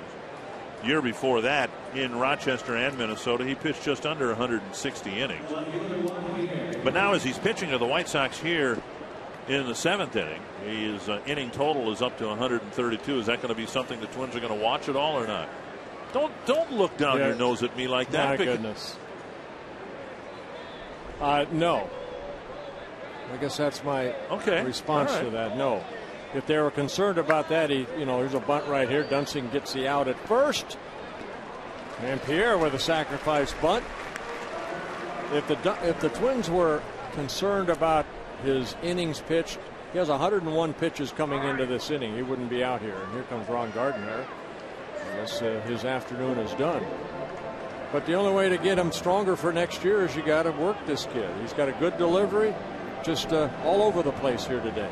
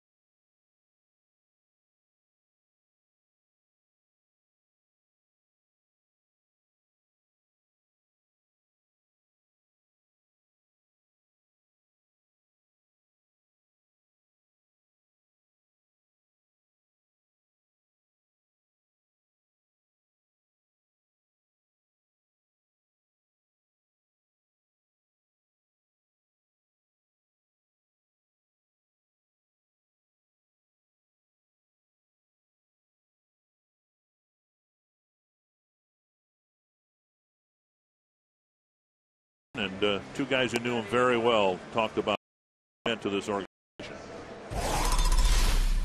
Kirby Puckett was probably the best player that I ever got to manage, and I managed some really good players.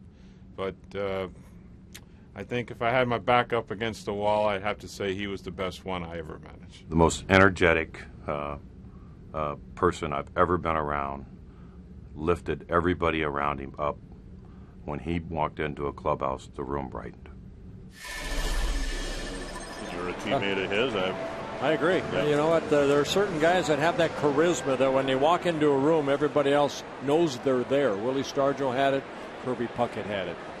Infield in now. Alex Burnett pitching to Alexei Ramirez. The Twins already down 4-0.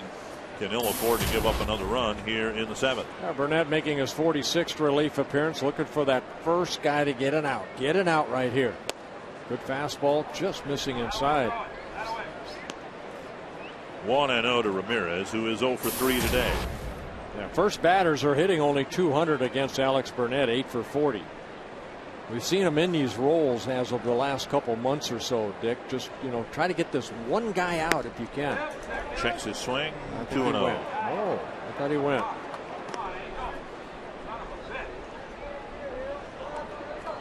Last night in that battle with Joe Mauer, he had a check swing that, looked like he went, but able to keep that back.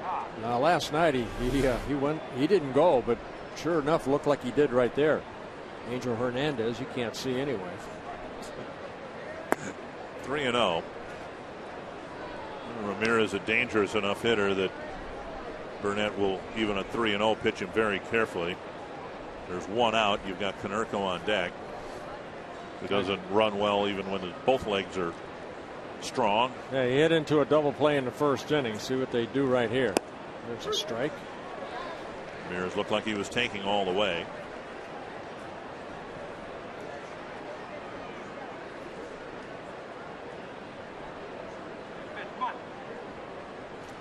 Ramirez standing in the front half of the batter's box.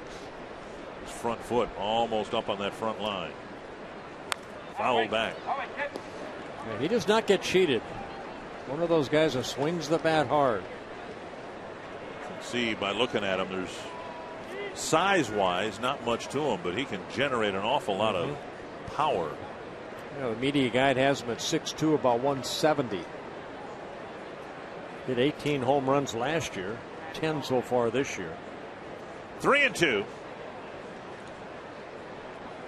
Foul back. Good pitch up in the zone. You know, I think what we've seen, Bert, from Ramirez or from Burnett, the potential for him to grow into a role that the Twins vitally need someone to grow into, and that is a later inning guy and a reliable, for lack of a better term, a Matt Guerrero, Jesse Crane type. Yeah, got to get an out right here if he can. And fisted foul. He got in there. He got in the kitchen right there. But Ramirez, you know, even though he's right on top of the box and in front of the, plate, he's very quick inside. You know, Burnett 36 in the third innings, 29 strikeouts, not quite a strikeout per inning pitch. 1 hit per inning pitch. Keeps the ball in the ballpark. Just 2 home runs allowed so far this year.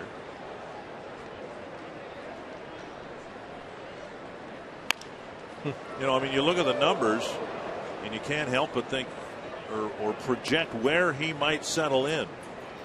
And maybe he's already there. I mean, he's trying to get a big out here in the 7th inning, but if there's been one void in the Twins bullpen this year, it's been reliable relief pitching in situations like this. Yeah, the last 2 times he went in hard into Ramirez and he's fouled both of them off. So very quick inside.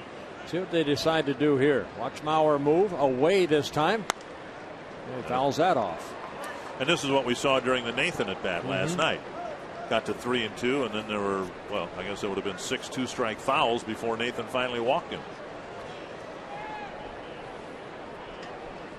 Yeah, they pitched him inside. They pitched him up in the zone, down and away.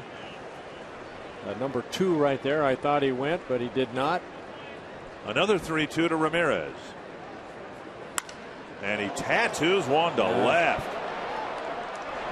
Just the 3rd home run allowed by Burnett this year, and Ramirez wins another long battle. Yeah, 3rd home run of the day for the White Sox. And we showed you all those pitches, but I don't think we showed you one where this pitch is going to be, and it's right down the heart of the plate. So Ramirez fouls off some nasty pitches and keeps the bat going. And ouch. Straight as a string, and it ended up in the seats. His 11th home run of the year, a big 2-run home run here in the 7th inning. So one of the 2 runs charged to Brian Duensing. Pretty impressive series for Alexei Ramirez in terms of keeping the at-bats alive and really having some destructive plate appearances against the Twins. Last night the walk, and today here the home run. Here's Konerko, 1 strike.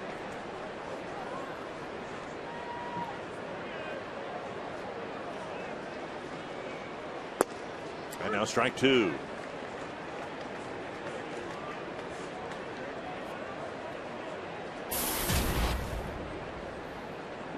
Konerko homered into the 2nd deck, leading off the 4th inning.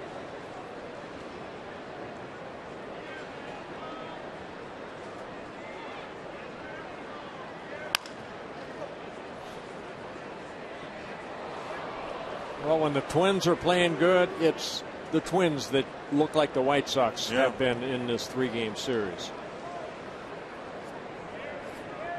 Duensing charged with another run here in the 7th. He'll go 6 1/3 innings with 5 earned runs.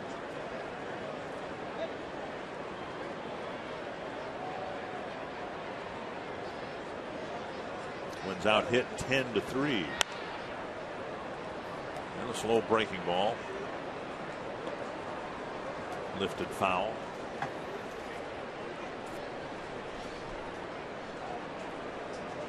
Hands on his hips, and there's been an awful lot of that from Rick Anderson in the 2nd half of the year.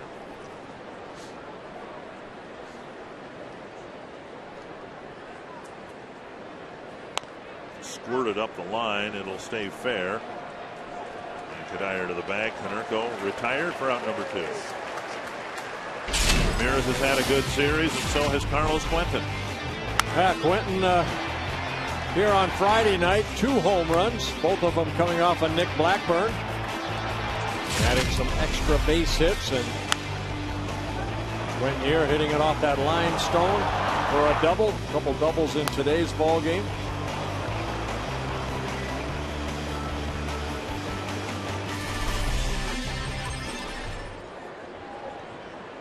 Quentin with a double and a run scored in the 4th and another double in the 5th.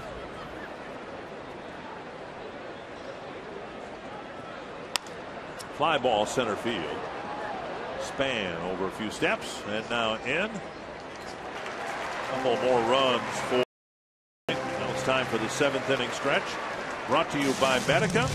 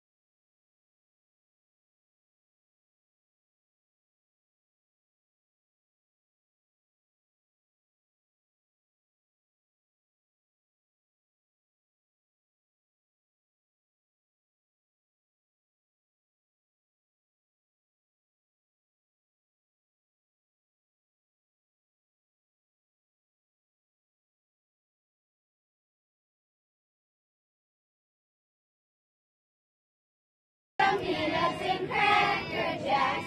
I don't care if I never get back, so let's root for the home team. If they don't win, it's a shame.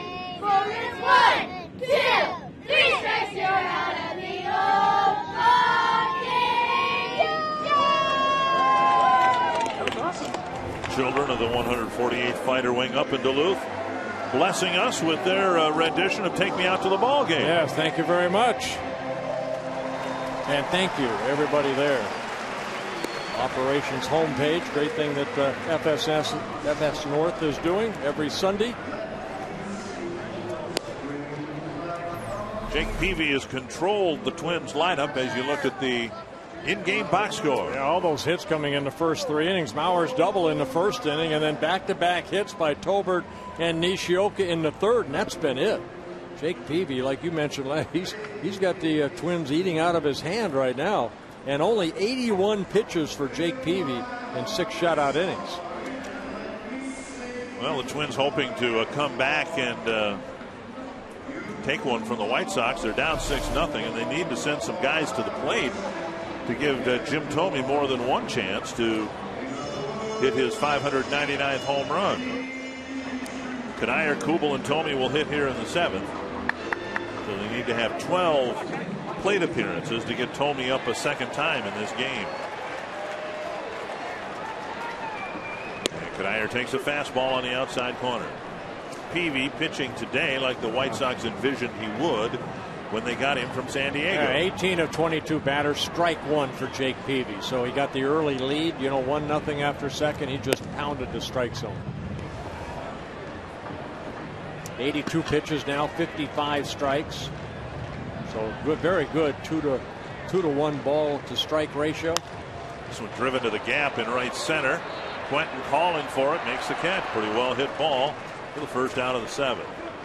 You know, when you use the phrase, and I guess it's one thing that's been missing in this Twins rotation. We saw it from Carl Pavano last night. He did pound the strike zone, but Nick Blackburn has been tentative and not thrown as many strikes as he normally does. It's been a season-long issue for Liriano. Yeah, even today, Brian Dunsing, how many pitches did I see on that first pitch? He was missing by 3 or 4 feet that first pitch.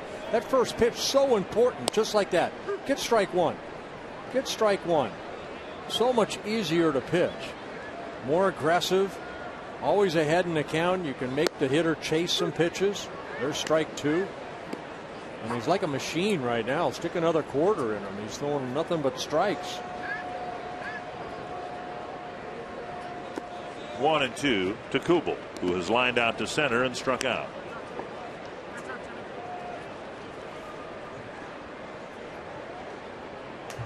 Well, that's why Peavy, you know, he's looking at arm strength this year after coming off the surgery for next year. He said that, you know, I'm getting ready for next year.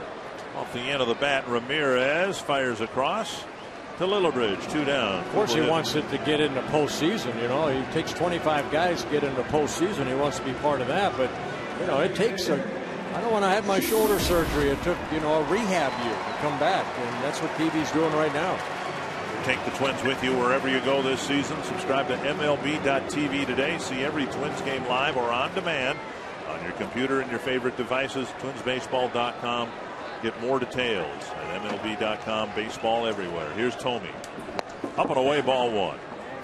Thome called out on strikes in the 2nd. Hit a fly ball to center in the 5th.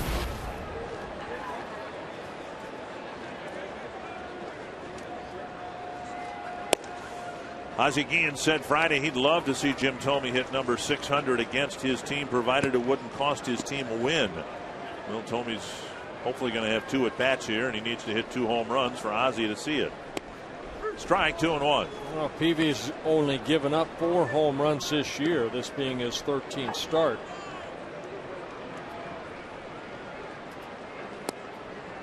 Three and 1. Trying to extend the inning, get Plouffe to the plate. Should get a fastball here. Fouled away. He got it a little bit tardy.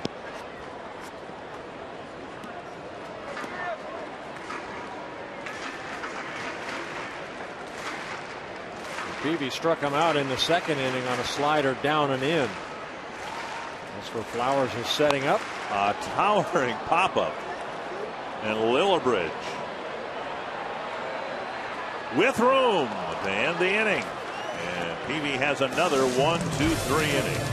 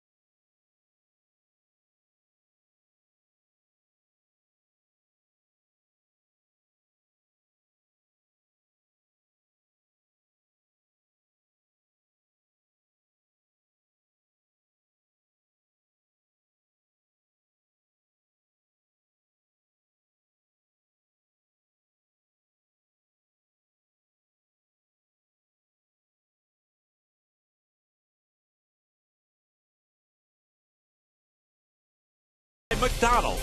Try a strawberry banana or wild berry real fruit smoothie today. And by CenturyLink. Quest is becoming CenturyLink. CenturyLink. Your link begins here. Find out more at CenturyLink.com/link. Well, the Twins getting a taste of what they have done to the White Sox for the last couple of years, and that is kick sand on the face of the other team. White Sox leading the series finale 6-0. Well, I'll try to do as good a job as TK did last night with this thing. This copyrighted telecast presented by the authority of the Minnesota Twins and may not be reproduced or retransmitted in any form.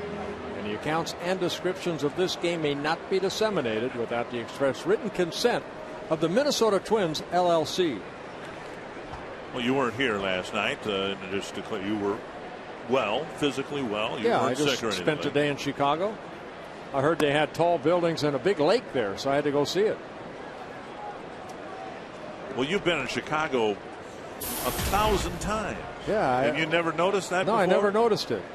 You know, I was always doing games. We're always on the south side. Right. Yeah. Well, where were you? I was on the north side. Rios tees off and hits a majestic fly to left. Gone. So Maharis greeted by yet another Chicago home run, their fourth of the ball game.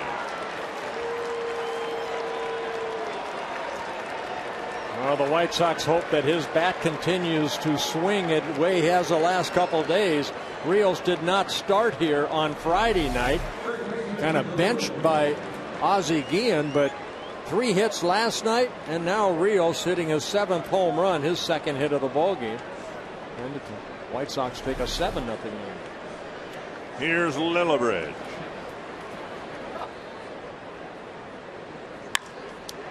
Hard to center. Span retreats. 1 away.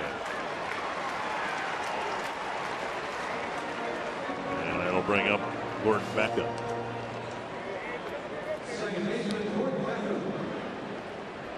You know, you brought up when we had our question from our viewer about if you ever played with anybody like Kirby Puckett. You mentioned Willie Stargell, and I wanted to ask you about it at the time, and I guess now's as good a time as any to do it. The thing that separated Kirby from all the other players I've covered was the fact that other teams sought Kirby out and just wanted to be around him more than any other player I've been around. I suppose Ken Griffey Jr. was kind of that way, but yes. we didn't see that on a daily basis. Was that the case with Stargell, or was it the era different and players didn't feel it permissible to do that as much? You know, even in that era, I think when Kirby first came up, he built up the reputation of a guy that played hard between the lines, but made friends with a lot of different players on other ball clubs off the field. You know, he did so many charity things. He had his pool tournament, right. Brought in a lot of people. So, you know, his charisma, his attitude toward life, everybody just wanted to be around him because he's just a fun guy. But, boy, you get him, you know, between the lines with the game on the line.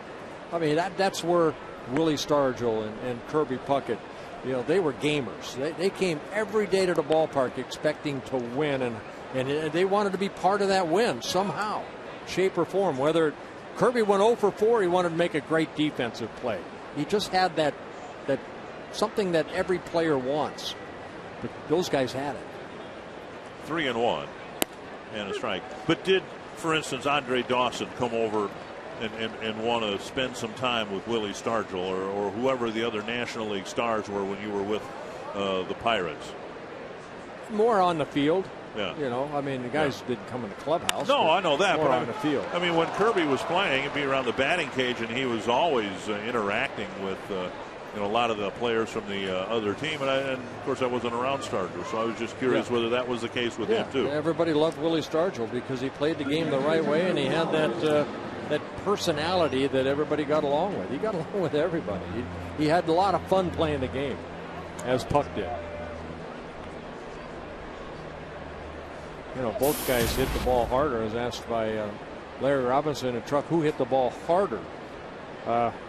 I'd say, you know, on the infield side, probably Kirby did. I mean, he hit balls through the infield that were, you know, shots. I mean, I'm trying to think of the pitcher that he hit off the head in Seattle. Steve Shields. Shields. But as far as power and distance, Willie Stargell. I mean, he's the only one that's ever hit the ball out of, I believe, Dodger Stadium. And at the old Montreal Expo, he hit a ball off of Wayne Twitchell that people actually went numb. They didn't say anything. They couldn't believe how far he hit it. So that way, Willie Stargell, more power. To help commemorate the 20th anniversary of the 1991 World Championship, Jack Morris has signed 1,000 baseballs with the inscription "Official Ball of the 1991 World Series." These outstanding collectibles are numbered and also contain other Game 7 information. Each ball costs $91, and a portion of the proceeds benefit the Twins Community Fund. Again, there are only 1,000 available.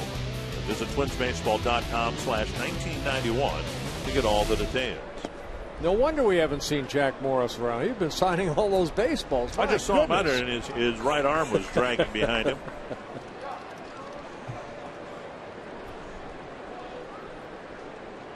Well, it's been a fun weekend, and the Twins, of course, do a great job investing their time and money in trying to make a reunion weekend as special as it is. And, you know, and you lived through it, and I lived through it, so it's fun for us. But I think the real value of a weekend like that, and I'm looking around to see so many kids, you know, here at the ball game today who didn't get a chance to see Kirby Puckett play. And so the Twins have a pregame ceremony, and it gives a father a chance to relate to a son or a daughter as to what type of player Kirby Puckett was, because they weren't fortunate enough to see him play. Yeah, and to, you know, see these guys down on the field, the Herbecks and, you know, Gagneys and you know, hey, there's Greg Gagne. You know, he was on both teams. You know, there's 7 guys on the 91 ball club that were part of the 87 team. So the reunion of, you know, Ricky Good, and we had a chance to, you know, then Scott Erickson up here and Brian Harper on Friday night.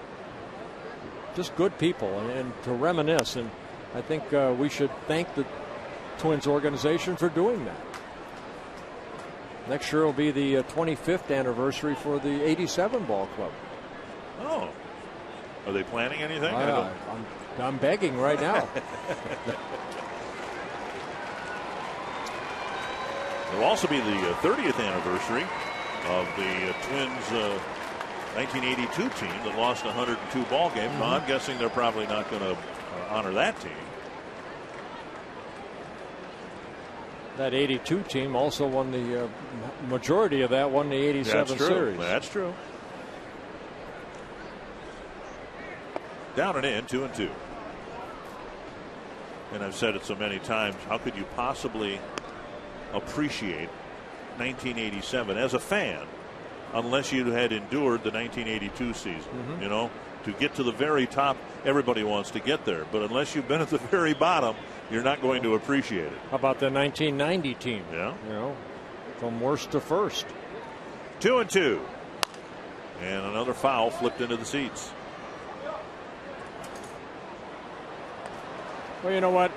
You appreciate the game of baseball. If you love baseball, no matter what the score is, you see guys out there like Flowers, for example, or Morel. You know, Flowers just popped up. Morel, their careers are starting.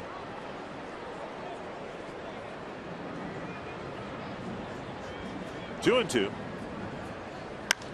Fly ball, short right field. Blue foul, and he makes the catch.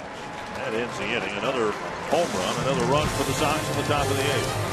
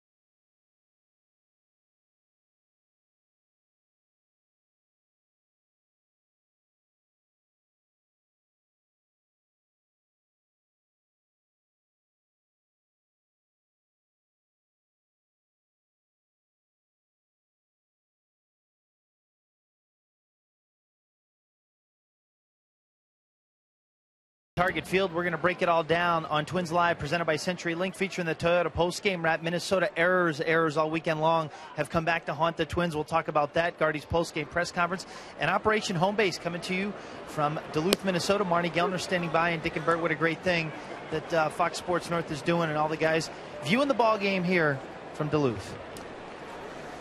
Right, Robbie. Our part's easy. It's what the members of the military are doing that's so wonderful. Yes. But we're very happy to acknowledge their dedication. 1-1 to Trevor Plouffe. He'll be followed by Matt Tolbert, Tsuyoshi Nishioka. Twins haven't done much against Peavy. They had a chance, I guess, in the first inning when Mauer hit a 2-out double. But that's the only time they've had a runner so far as second base in the game. He has been in control, and he's yet to throw his 100th pitch. In the dirt, 2-2. Last night, the Twins didn't do well with men in scoring position, just 1 for 10. Today, they haven't gotten men in scoring position, just once. Alejandro De Aza in left field.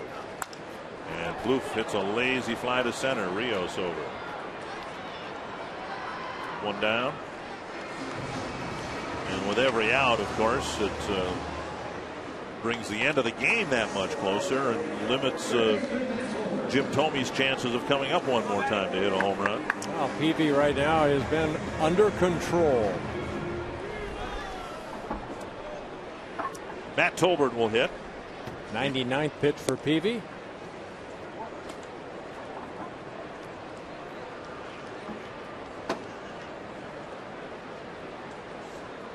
Peavy with 100 pitches.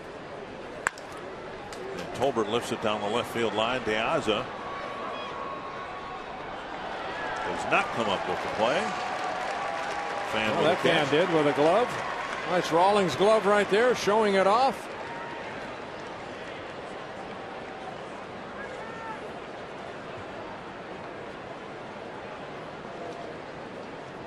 One and one.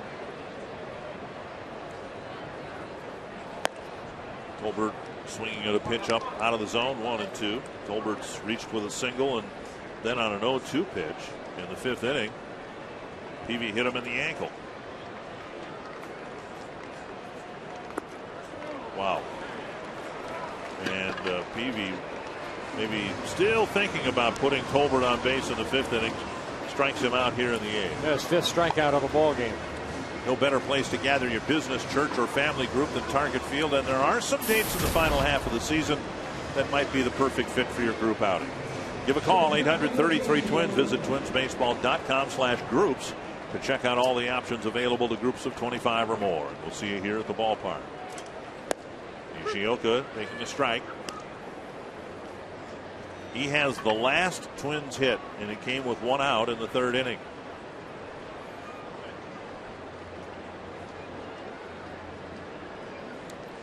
Still delayed in Kansas City with the Royals leading 4-2. If the Royals can win that game and the White Sox hang on here, they're 5.5 games out and would be confident in saying that they feel their pennant chances are revitalized after coming into this series with 6 straight losses. They might be leaving here with 3 straight wins. Jake Peavy making his 245th major league start. Now he has only 9 complete games, 5 shutouts. Had a shutout earlier this year in his 2nd start off of the coming off his, he started the season on a disabled list, recovering from that shoulder surgery.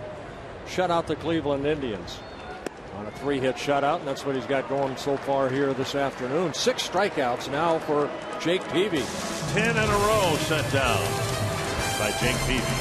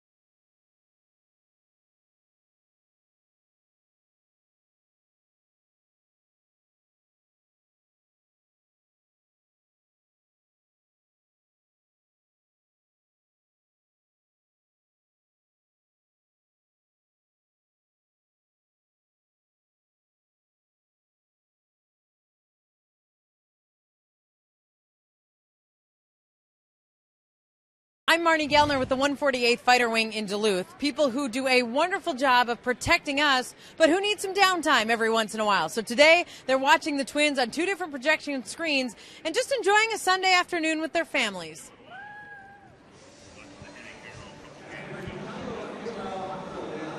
Oh, look at that. I bet they're staying in the lines, too. Not that youngster. He's got a couple baseballs. All right, good. Very nice. Start them young. One in each hand. You don't want to designate right-handed, left-handed for a while yet. No, make him a lefty. Well, it's been a beautiful day here at the ballpark, but the score's a little unpleasant. With the White Sox up 7-0, we go to the 9th inning, and Juan Pierre leading things off. First pitch lifted to center. Span back. That's Diaza that went in for a defensive replacement for Juan Pierre, getting his first at-bat and hitting a fly ball. One gone on the 9th. That'll bring up Ramirez. Well, some defensive changes. Danny Valencia taking over at third, and Tolbert, who's at third, now playing second, and Plouffe moving over to first. So Michael Kadire coming out of the ball game. Valencia will hit in his spot. Should it come up, it'll be the 4th place in the 9th inning.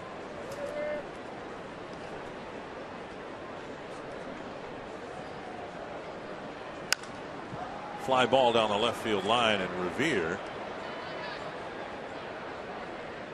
with the catch. A couple of quick outs here in the 9th. Sanford health injury report so far. Justin Morneau 1 for 8 in a couple of games, and the Twins are going to try to get him 30-40 at bats and see where they're at with those at bats at AAA before they consider bringing him up here.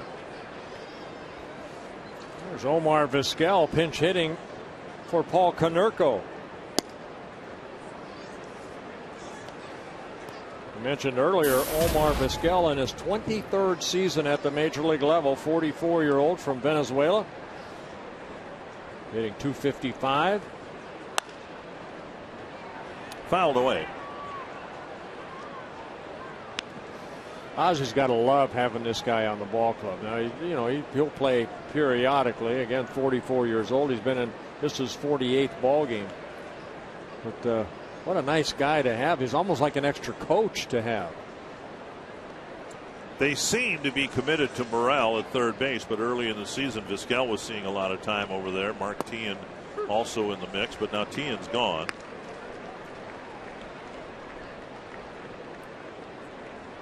One and two.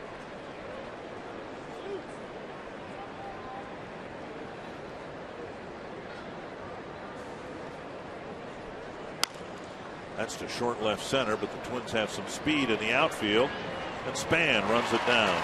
3 outfield flies and a quick top of the 9th for Jose Mejía.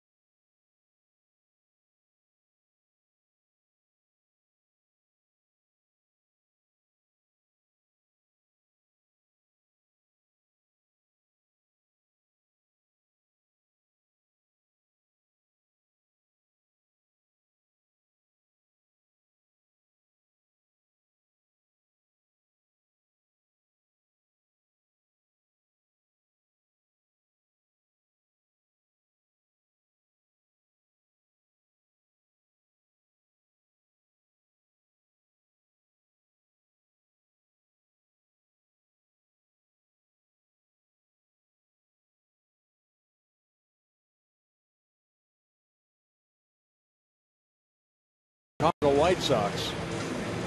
Made it a 7-0 White Sox lead.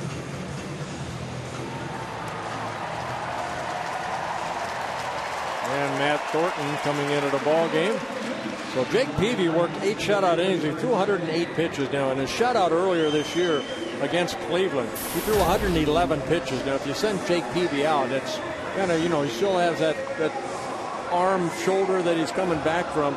You're going to get him in probably 120 pitches, too many. So Ozzie Guillen and Don Cooper deciding 8 inning was fine enough. What a performance by Peavy. And Matt Thornton now getting the 9th. Denard Span getting ready to face him, and he takes a fastball, strike 1. Span, Revere, Mauer, and the Twins need to score 3 or get 3 on base to get Thome up one more time. 2 strikes.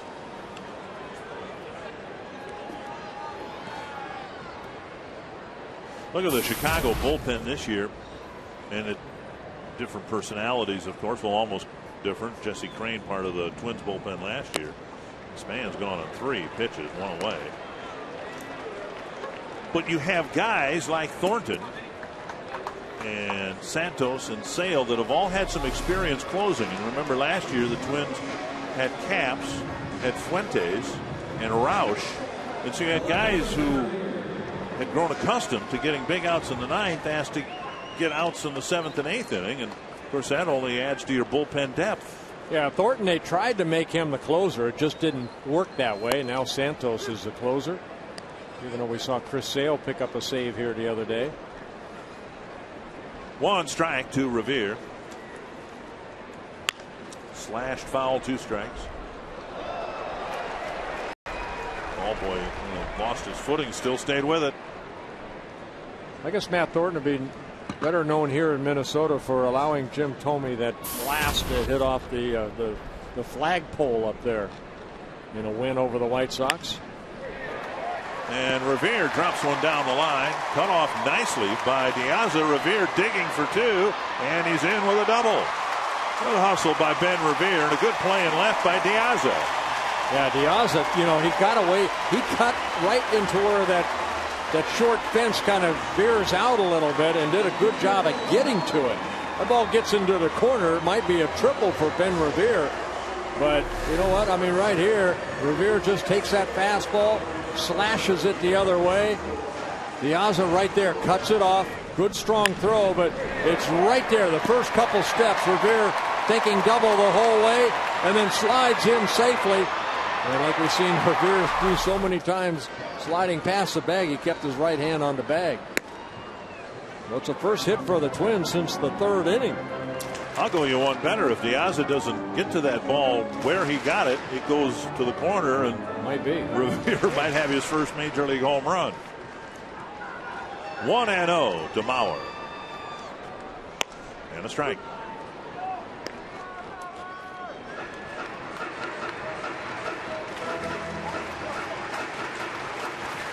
Talk about Thornton's appearance here about a year ago when Thome turned a loss into a win with a dramatic and electrifying 2-run home run.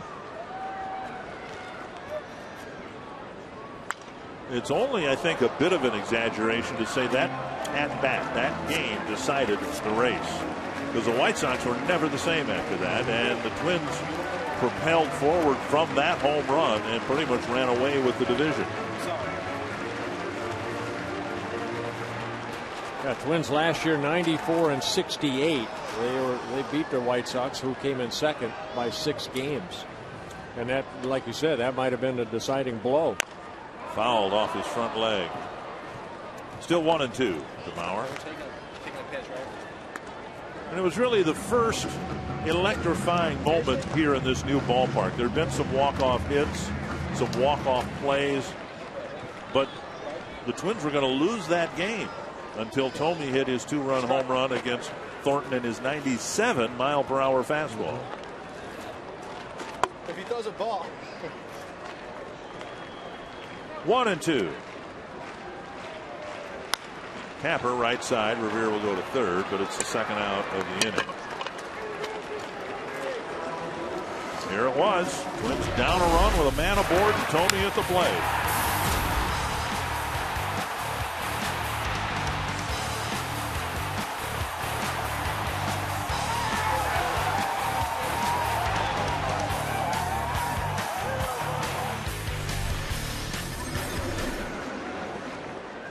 Sometimes you just don't have to comment on anything. You just appreciate it. I enjoyed it almost as much a year later. Here's Valencia, and he takes a strike. Valencia held out of the starting lineup, making his only plate appearance so far.